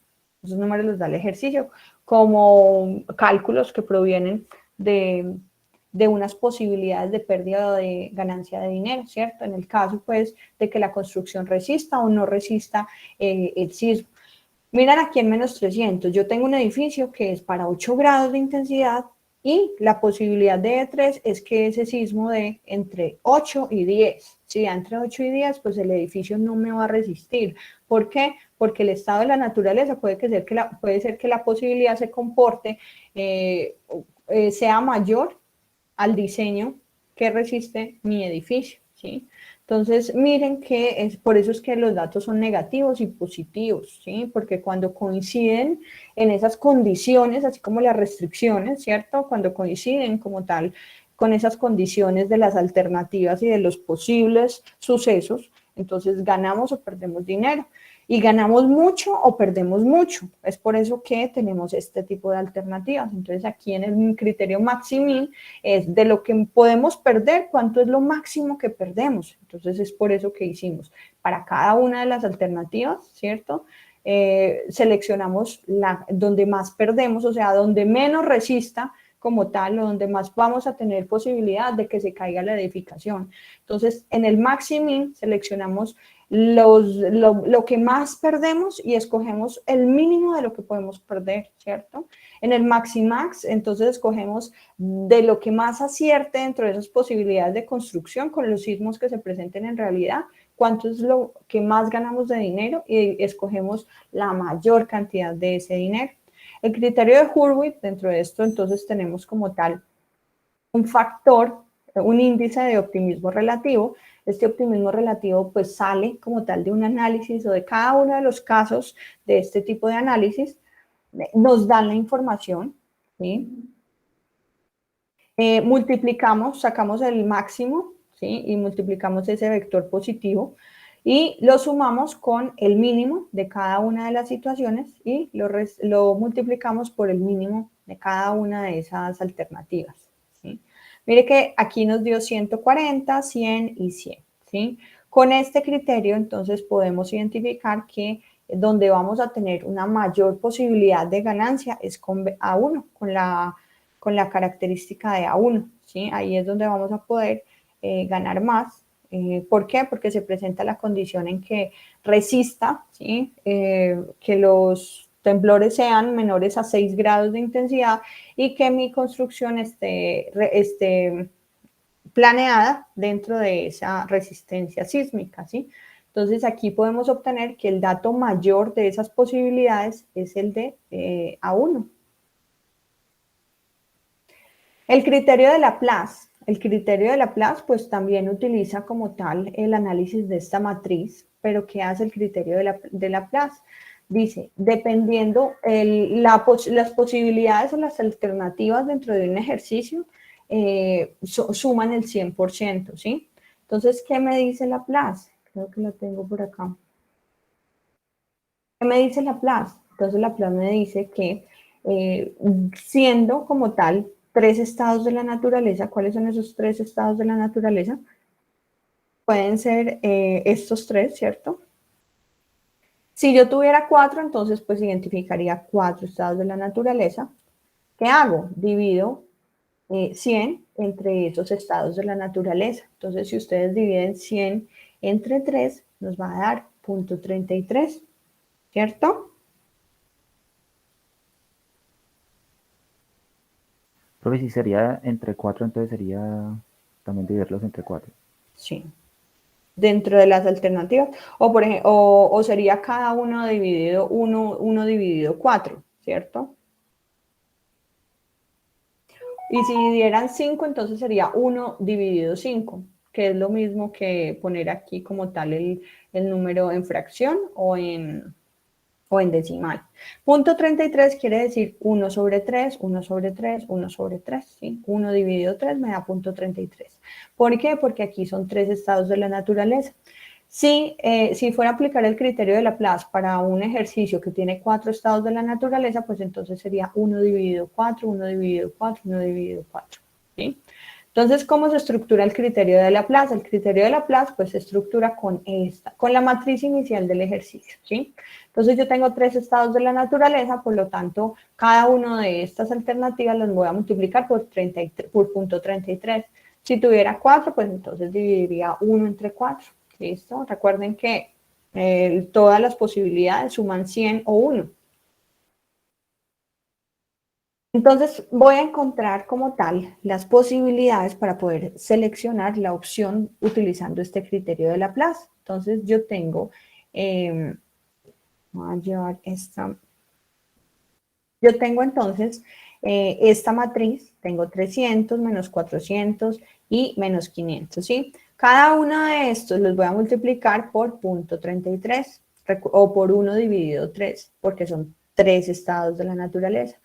Lo mismo voy a hacer con A2. Voy a multiplicar cada uno de estos posibles resultados por 1 dividido entre 3 o 0.33. Y lo mismo voy a hacer para A1, para A3A1, para A3E2, para cada uno de estos tres datos de 100. Entonces aquí tengo como tal construido el criterio de Laplace con esa matriz. Miren que Profe, cada uno de los datos, dime. es cuando se pone VE al inicio, es para, Vector. es para identificar ese Laplace con el Hurwitz. No. No, no, es este, para identificarlo con esto. Pero no, este es diferente, porque miren que aquí tenemos, aquí qué es lo que hacemos en el criterio de Laplace, aquí lo que sumamos es cada uno de los datos dentro de la matriz, ¿cierto? Por una probabilidad. ¿Y cuál es esa probabilidad? Pues dividir 1 entre el número de los estados de la naturaleza. Los estados de la naturaleza son esas posibilidades de que algo ocurra, ¿sí? Aquí, recuerden que nosotros tenemos datos determinísticos y datos probabilísticos. Los probabilísticos es donde nosotros no sabemos, ¿cierto? No sabemos cómo se van a comportar, pero les damos una probabilidad de ocurrencia. ¿Sí? En este caso, ese factor de probabilidad de ocurrencia es 0.33. ¿Por qué? Porque dentro de tres estados de la naturaleza, pues esos son mis 100%, ¿cierto? Esos son mis estados totales a analizar. Ese va a ser mi 100% de todo el análisis. Por lo tanto, yo lo divido en 1 entre 3, porque son tres estados de la naturaleza. ¿Sí? Entonces, esta probabilidad la multiplico por cada uno de los datos de la matriz. Entonces multiplico 0.33 por 300, 0.33 por menos 400, 0.33. Y miren que esto me da unos resultados. ¿Listo? El criterio de Laplace entonces me permite identificar bajo esas probabilidades cuál es el mejor valor que yo puedo obtener, ¿sí? Teniendo en cuenta esas probabilidades de cada uno, que son 0.33, 0.33, 0.33. Cambia para cada ejercicio, ¿sí? Aquí son tres estados de la naturaleza, por eso yo divido 1 entre 3. Si fueran 4 estados de la naturaleza, pues entonces sería 1 entre 4 y multiplicaría, ya no sería como tal una una matriz de 3 por 3, sino que ya tendría como tal otra columna, ¿sí? Entonces miren que al multiplicar cada uno de los datos de la matriz por ese factor de probabilidad, ¿sí? Que es 0.33, recuerden que es 1 dividido 3 porque 3 son los estados de la naturaleza, entonces yo obtengo el dato de menos 198, 33 y 99. ¿Sí? ¿Qué me dice el criterio de Laplace? De acuerdo a esos factores de probabilidad, escoja el dato, ¿sí? El mejor dato, el máximo obtenido dentro de esa fórmula de criterio de Laplace. Y el dato máximo, ¿sí? Con el cual yo obtengo una mayor probabilidad es con 99, con este dato A3. ¿Sí? Entonces, bajo este criterio de Laplace, mire que todos los resultados son diferentes cuando aplicamos diferentes criterios, ¿sí? El maximin, el minimax, el criterio de Hurwitz, el criterio de Laplace, ¿sí? Entonces, aquí en este caso nos dio A3. La alternativa 3 sería la elegida para este criterio. Son diferentes criterios. Recuerden que estamos bajo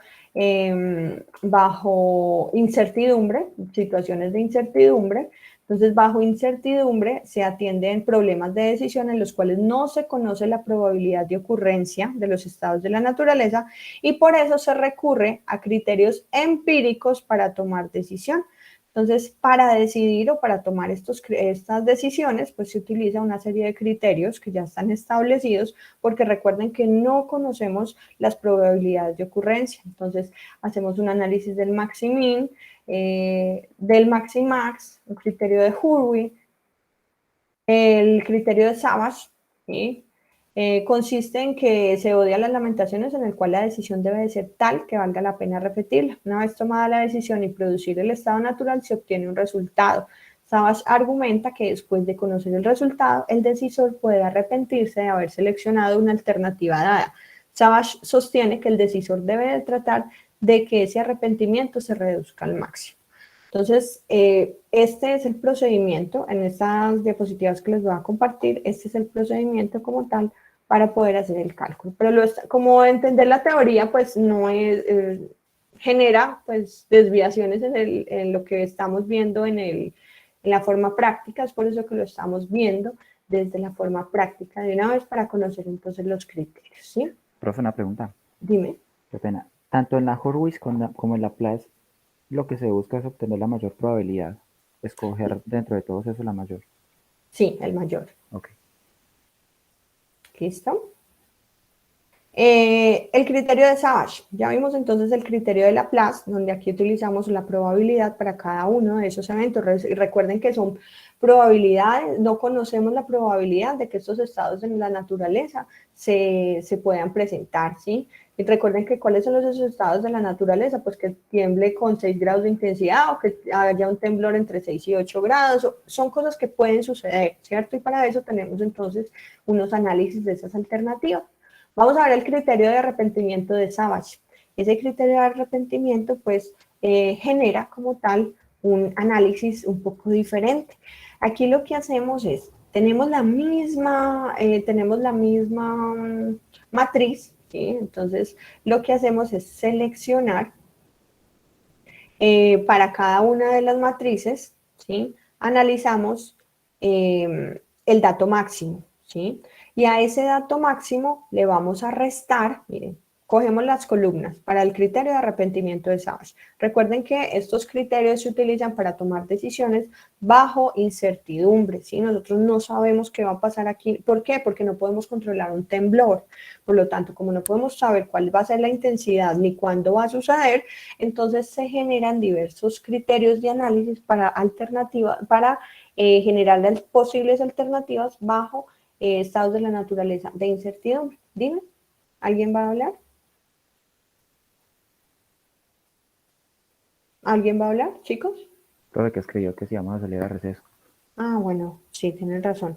Son las 8:07, entonces, ¿les parece si vamos hasta las 8:15 de descanso? Porque la clase no creo que vayamos hasta las 9:30, porque de aquí me falta un tema que son los árboles de decisión. Estos árboles de decisión pues entendemos como tal el ejercicio y ese sería como tal el alcance de la clase. Ustedes verán si continuamos y terminamos antes o damos el receso. Profe, yo creo que es mejor continuar y así salimos antes. Chicos, ¿qué opinan? De acuerdo con el compañero. ¿Los otros compañeritos también opinan? Sí, profe, Sí, sigamos. Sigamos, profe. Listo, Profe, sigamos. listo, dale. Hágale. Bueno, entonces estamos viendo los criterios para análisis bajo estas situaciones de incertidumbre, ¿cierto? La incertidumbre en este ejemplo es que tenemos la construcción. ¿Sí? ¿Alguien va a hablar? Sí, Oscar.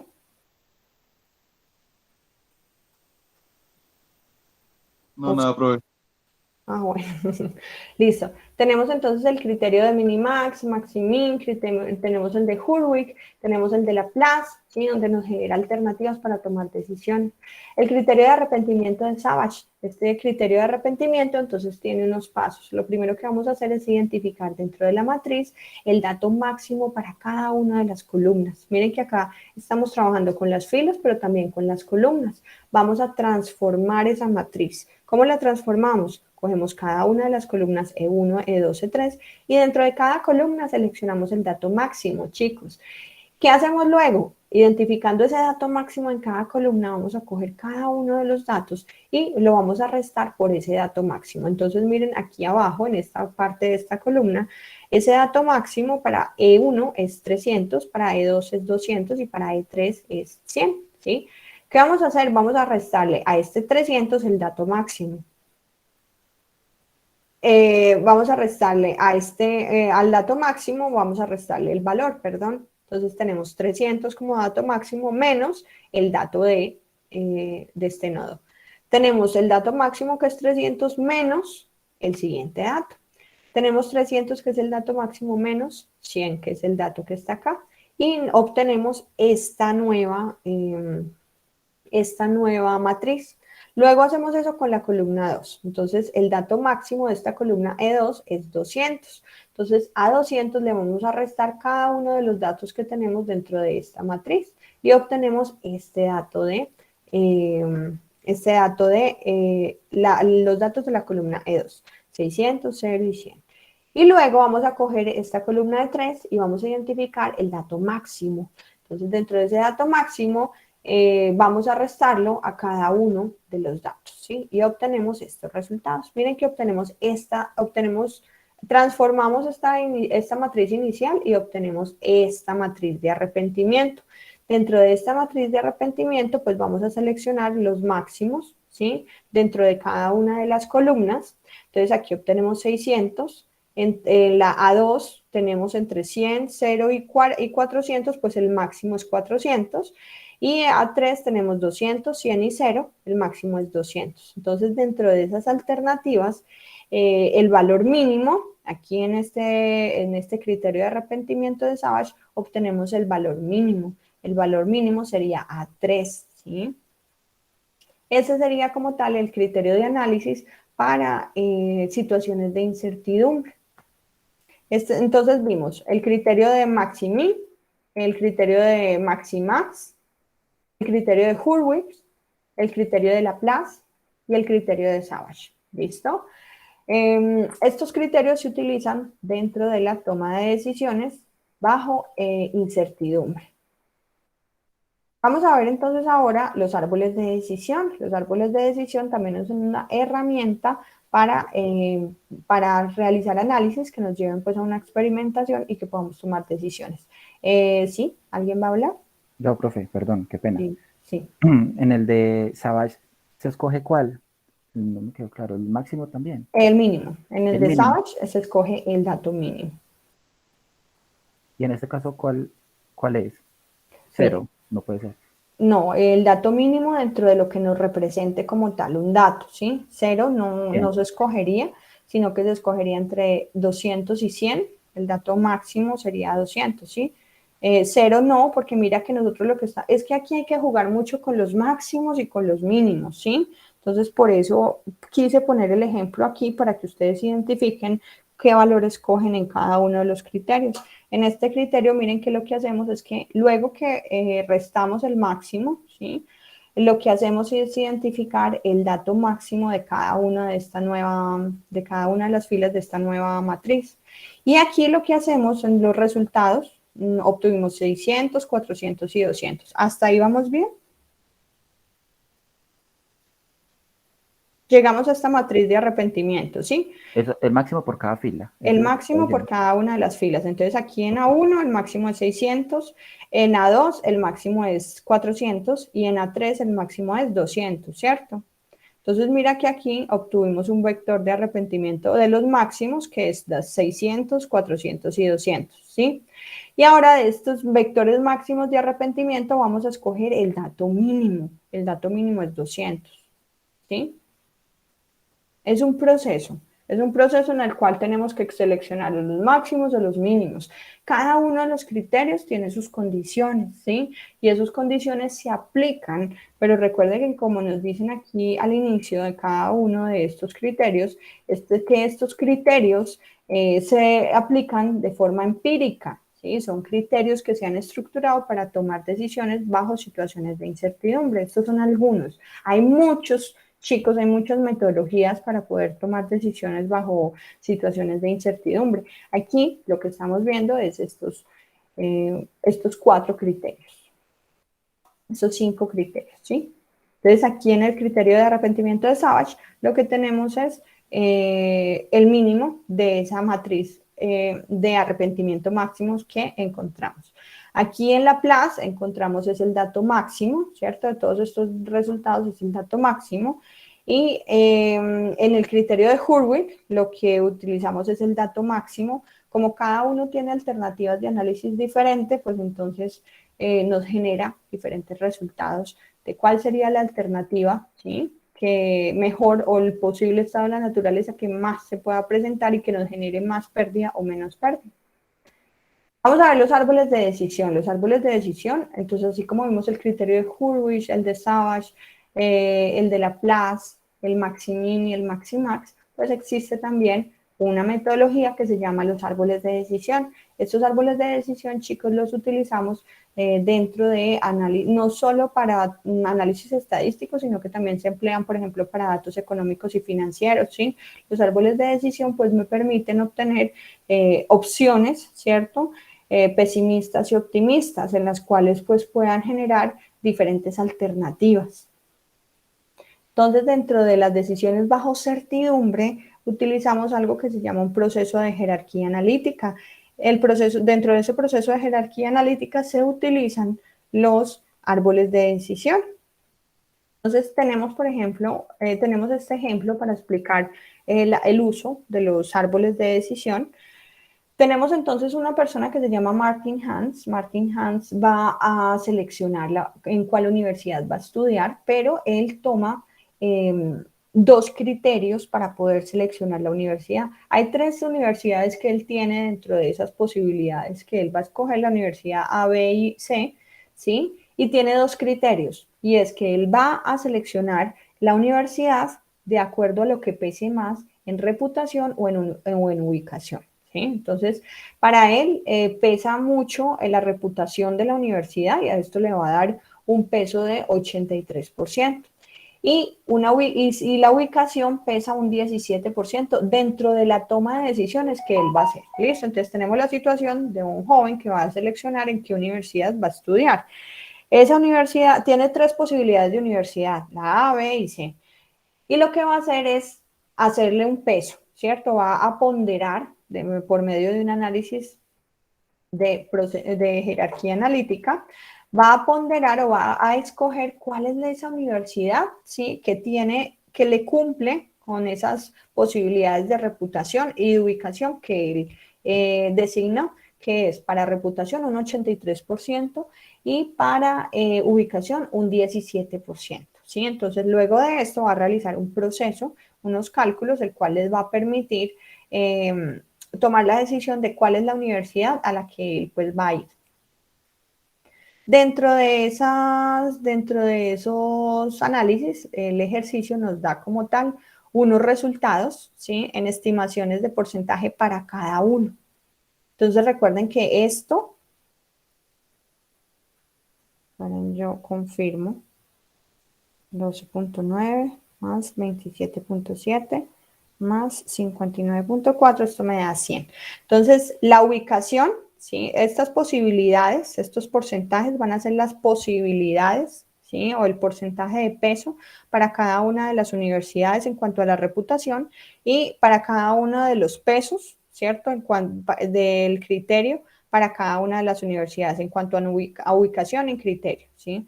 Entonces, en cuanto a ubicación, la Universidad A tiene un 12.9% de peso, la Universidad B 27.7% y la Universidad C 59.4%. La reputación es del 54.5, 27.3 y 18.3. Por lo tanto, la que tiene mejor ubicación es 59.4, ¿sí?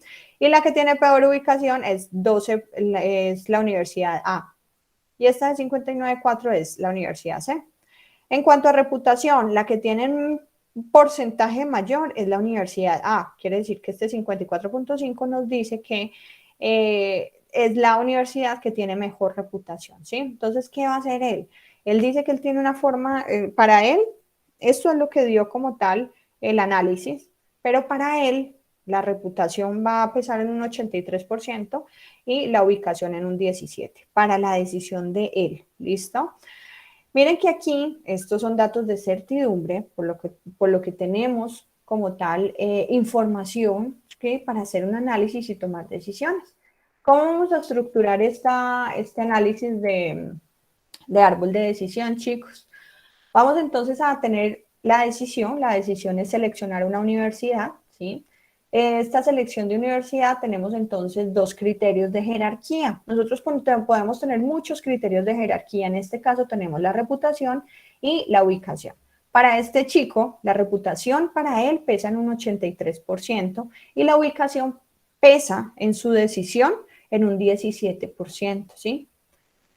Lo vamos a correlacionar con las alternativas. Entonces, ya hay como tal estudios donde dice que de acuerdo a la ubicación, la Universidad A tiene un peso de punto de 12,9, la B de 27,7 y la C de 59,4, ¿sí? Estos datos nos los da el ejercicio de estudios previos que han hecho en cuanto a la ubicación de estas universidades.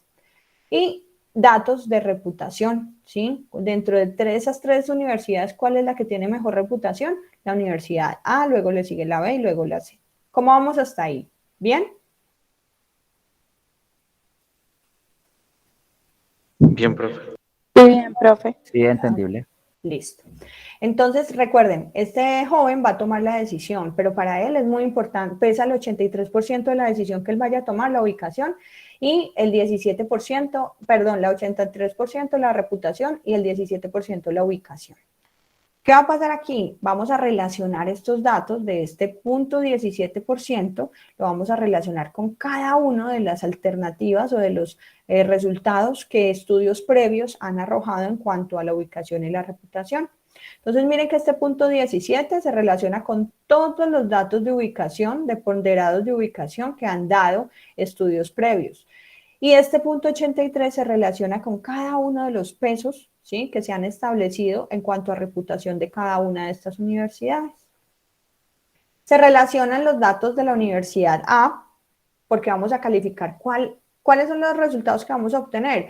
Pues de estas tres universidades me tiene que generar una relación entre ubicación y reputación que me permita seleccionar cuál es la mejor opción, ¿sí? Entonces vamos a relacionar los datos de A.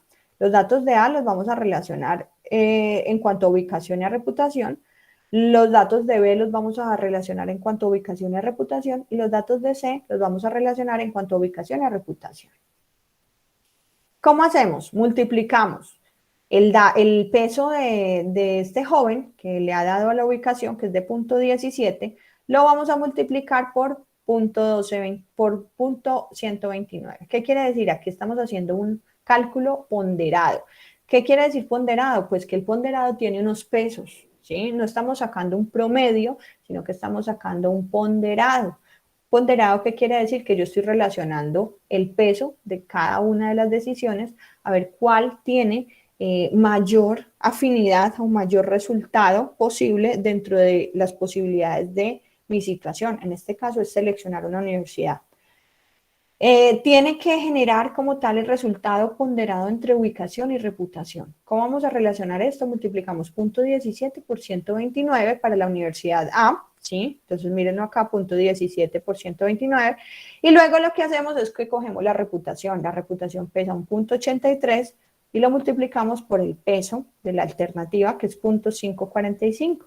Miren aquí, 0.83, 0.545, listo. Y esto me da 0.4743, o sea, 47.43%. Este resultado correlaciona tanto la ubicación como la reputación, tanto el criterio de jerarquía de la ubicación que tiene el joven, como las alternativas que estudios han arrojado acerca de las mejores ubicaciones y las mejores reputaciones de estas tres universidades.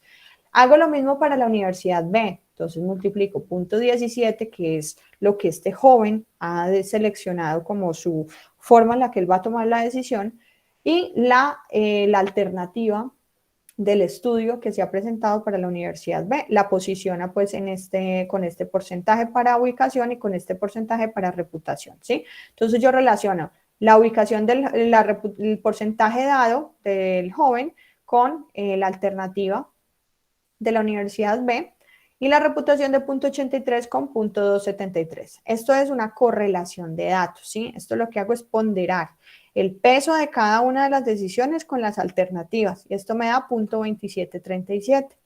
Y hago lo mismo para C. Al obtener estos tres resultados, chicos, yo obtengo aquí, esto está pues lo vuelvo como tal a porcentaje y esto me daría 47, 43%, 27, 37 y 25.20. ¿Qué quiere decir? Que dentro de la alternativa que este chico, dentro de los criterios que está él seleccionando para la ubicación y la reputación, ¿sí? El que mejor resultado da frente a la correlación de estos dos criterios y en cuanto a las alternativas es la universidad A. ¿Sí? Entonces la universidad A tiene una ponderación entre ubicación y reputación de acuerdo a lo que él le dio el peso de selección de un 47.43%.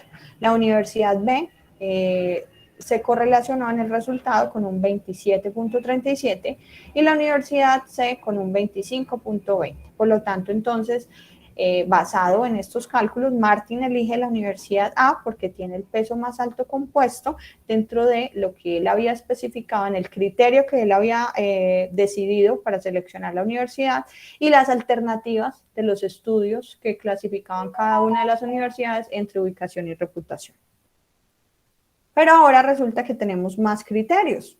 Miren cómo se van construyendo entonces, esto es lo que llamamos árboles de decisión, ¿sí? Miren que los árboles de decisión, pues cada una de estas situaciones nos van poniendo criterios y alternativas y miren que se va ramificando, cada una de estas ramas se va relacionando, ¿sí? Con cada una de las alternativas que se vayan presentando. Entonces, de cada una de esas jerarquías se van relacionando con cada una de las alternativas. Por eso se llaman árboles de decisión. Estos árboles de decisión se pueden construir así con las alternativas hacia abajo o con las alternativas hacia la derecha, ¿sí? Tenemos entonces otra situación y es que ya no va a entrar solo Martin, sino que la hermana gemela Jane también va a seleccionar, ¿sí? La universidad y cada uno tiene unos criterios diferentes para escoger la universidad. Entonces Martin tiene un criterio y una ubicación, un peso para ubicación y reputación y Jane tiene un peso diferente para criterio de ubicación y reputación. Miren que se van a generar las mismas alternativas que para Martin, pero ahora los papás van a ser los que van a seleccionar cuál va a ser como tal la universidad a la que van a ir los dos, ¿sí? Van a correlacionar las decisiones de Martin sobre las de Jane para generar como tal cuál es para los dos la mejor alternativa de universidad. Para eso entonces se generan los árboles de decisión y los árboles de decisión pues tienen datos con los cuales se van a ir correlacionando cada uno de estos datos.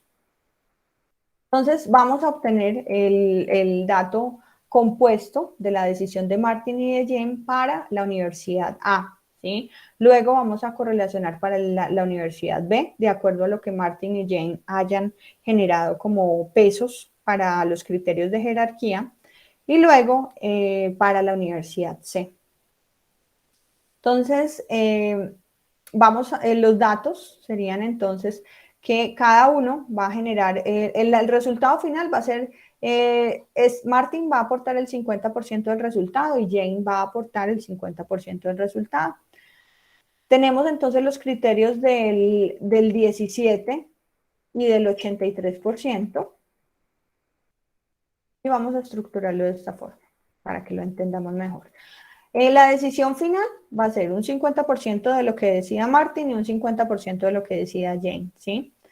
Cada uno le dio pesos diferente a la ubicación, a la reputación.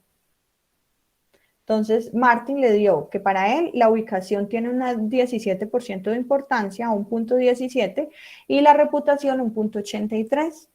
En cambio, Jane dijo que la ubicación para ella era importante en un 30%, pero la reputación es en un 70% importante para ella. Entonces, miren que los dos tienen criterios diferentes para la toma de decisiones, pero al final, la respuesta final va a ser en un porcentaje del 50% de lo que decía Martin y un 50% de lo que decía Jane.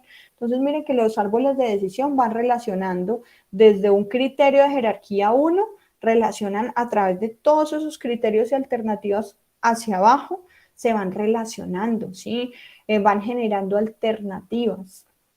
Entonces, vamos a generar la relación para los criterios de la universidad A, B y C en cuanto a ubicación para Martin y los criterios de la reputación para la universidad A y B para Martin. Estos mismos datos como tal, estas mismas universidades, dentro del análisis que hizo Jane, se establecen con un punto 2 para A en cuanto a la reputación, en un punto 3 para B en cuanto a la ubicación, perdón, y en un punto 5 para la ubicación de Jane. Y en cuanto a la reputación, Jane establece punto 5, punto 2 y 3. ¿Listo? Estas son como tal las opciones o las alternativas para poder calcular. Entonces ya no solo vamos a tener en cuenta el ponderado de Martin, sino que también lo vamos a ponderar con Jane. Recuerden que la decisión final está en un 50% en Martin y un 50% en Jane.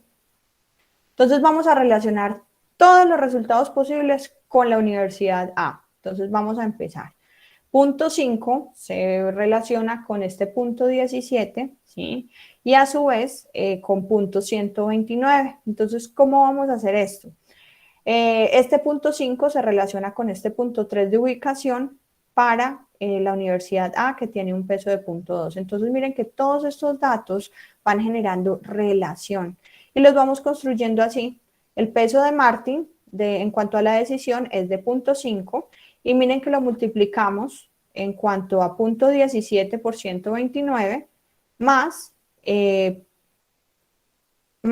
la ubicación, que es de P2, esperen, esto se los muestro acá. Ok. Entonces, miren, punto 5 es la decisión de Martin y está relacionando con el punto 17, que es la ubicación, el peso de la ubicación, por 129, que es la universidad A, ¿sí? Y luego vamos a sumarle como tal el peso de la reputación con 0.545. Esto sería para la universidad A en cuanto a ubicación y a reputación de la universidad A de Martin. Y ahora le vamos a sumar como tal el criterio de Jane. El criterio de Jane es pesa 0.5 para la decisión y relaciona el punto 3, que es lo que ella le dio peso para tomar la decisión de la ubicación, por punto 2, que es el peso de la universidad A, más punto 7 por punto 5. ¿Sí? Mire que relacionamos como tal los porcentajes de este árbol, de todas estas ramas de este árbol de forma ordenada, teniendo en cuenta que miren que este punto 5, que está aquí en la parte de arriba, relaciona los resultados que se van correlacionando. Esto me generó un 44.21%. Esa correlación para la universidad B genera un 25.18%. Y para la universidad C genera un 30.60%.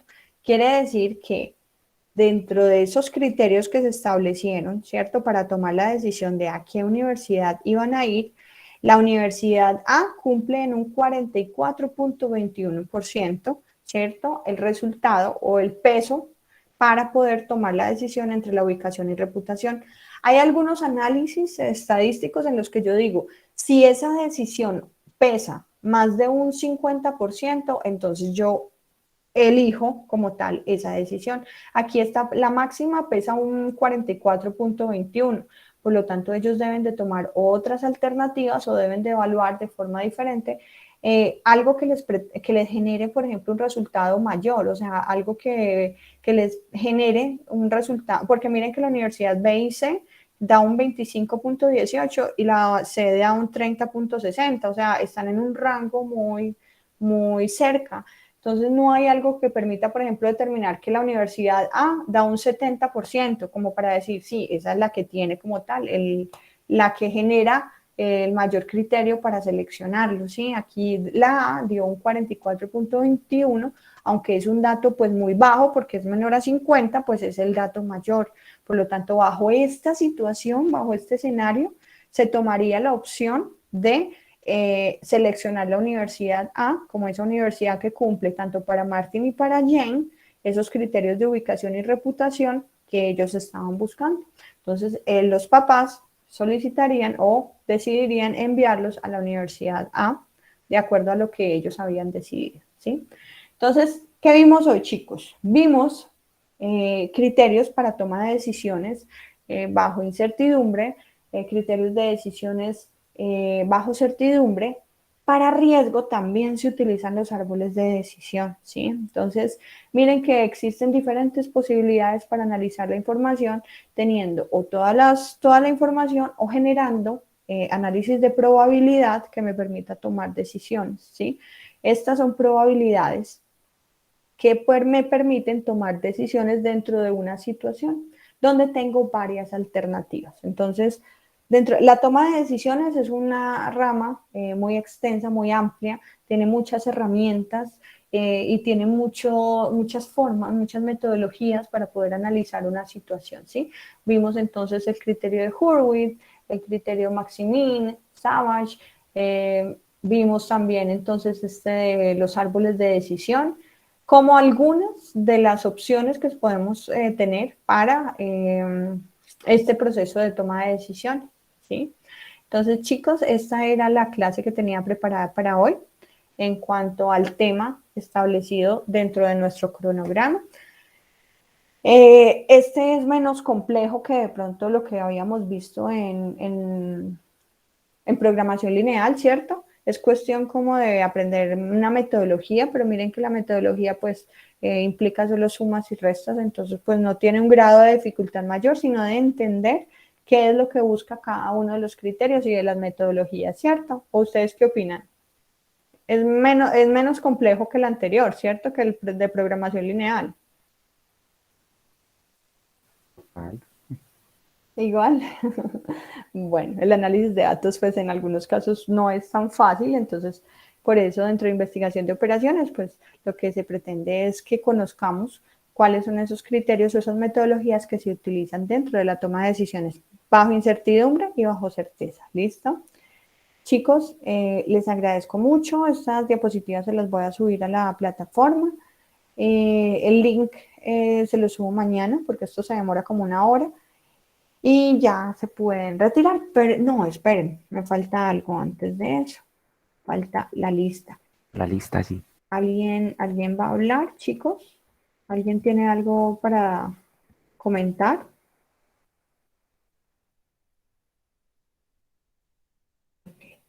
Listo. Angélica Viviana Cardoso, Darwin Carmona. Presente. Ah, bueno. Darwin Carmona, Presente. gracias. David Steven Cuellar, Frankie Duque, Jason Giovanni Escudero. Profe, qué pena, disculpe. El compañero Frankie Duque creo que le envió excusa. Sí, él me está envió la laborando. excusa, sí. Jason Giovanni, Escudero Muñoz,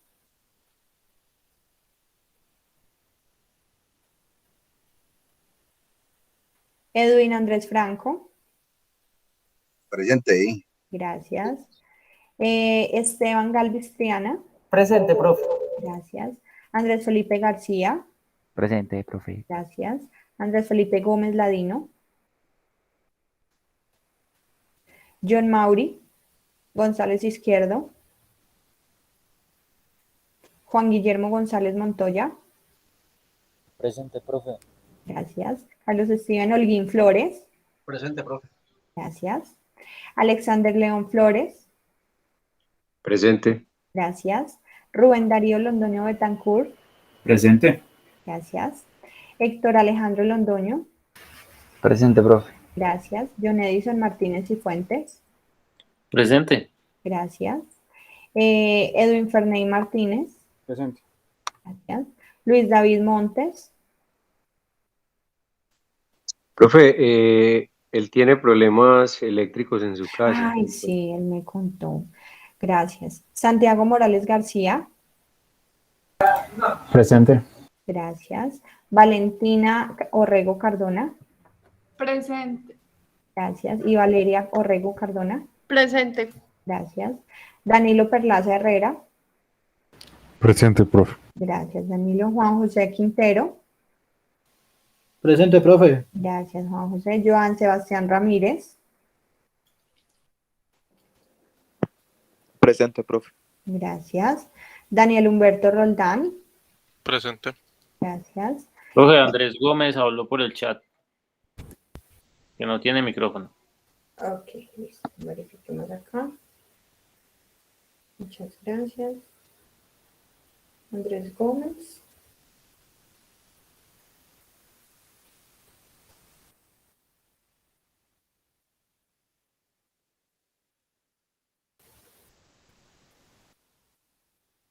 Y David Cuellar también, que no tiene micrófono. Ahí hablaron. Oscar David Romero, Presente, profe. Profe, hace 8 días yo también estuve en la clase, hasta que me sacó y no me volvió a dejar ingresar. ¿en serio? Jefferson David Sánchez. Buenas noches, profe. Presente. Ay, Oscar, pero yo no puedo sacar a nadie de clase. Ya, con eso. No, pro, me sacó, fue el Ah, aplicativo. ya, ay, yo No, dije, usted no, fue el ay, no. aplicativo como tal. Ah, bueno, listo. Yo dije, ay, no, ¿yo qué hice? Julián Esteban Sánchez Neira, Presente, profe. gracias. Y Cristian Santavillar. Presente, profe. Chicos, ¿hay alguien que quedó pendiente por subir el taller 1? ¿Todos Sí, lo profe. subimos? Sí, profe, yo. Ok, listo. Ok, entonces por favor, subes el taller. ¿Lo tienes listo?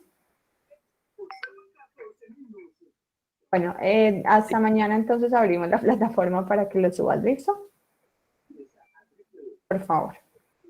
Dale, profe, gracias. Profe, hay un compañero que está como hablando, pero escucha muy bien. Ok, compañerito, nos escribe por favor por el chat, a ver si de pronto... Voy a abrir la plataforma hasta mañana, chicos, para que por favor hasta mañana a las 10 de la noche, para que los que estén pendientes de subir el taller, por favor, recuerden que estas son las notas evaluativas que nosotros vamos a ir generando. Dime, Jason. Qué pena que se me aliste, yo no pude contestar porque tenía un problema acá con el equipo. Escudero Jason Giovanni. Ok, Jason. Sí, profe. Gracias. Ok. Listo, chicos. Entonces, muchas gracias por la asistencia. Ya saben los que están pendientes de entregar el taller. Nos vemos entonces la semana entrante. La semana entrante vamos a empezar con un tema que se llama pronósticos. Para pronósticos vamos a trabajar en Excel. ¿Listo? Entonces vamos a trabajar un taller. Vamos a ver un ejercicio. Vamos a desarrollar como tal los promedios y los pronósticos. Y el taller va a ser en Excel, o sea, vamos a desarrollar primero la actividad en Excel y luego vamos a generar un taller en Excel muy parecido a la metodología que vayamos a desarrollar en el ejemplo. ¿Listo? Para que entonces coloquen mucha atención. Pues yo los iba a lavar, pero Listo, profe. Bueno, chicos, entonces les agradezco Listo, mucho. profe. Que descansen. Hasta luego. Hasta luego. Chao. Hasta luego. Hasta luego, profe, gracias. Chao, que estén bien.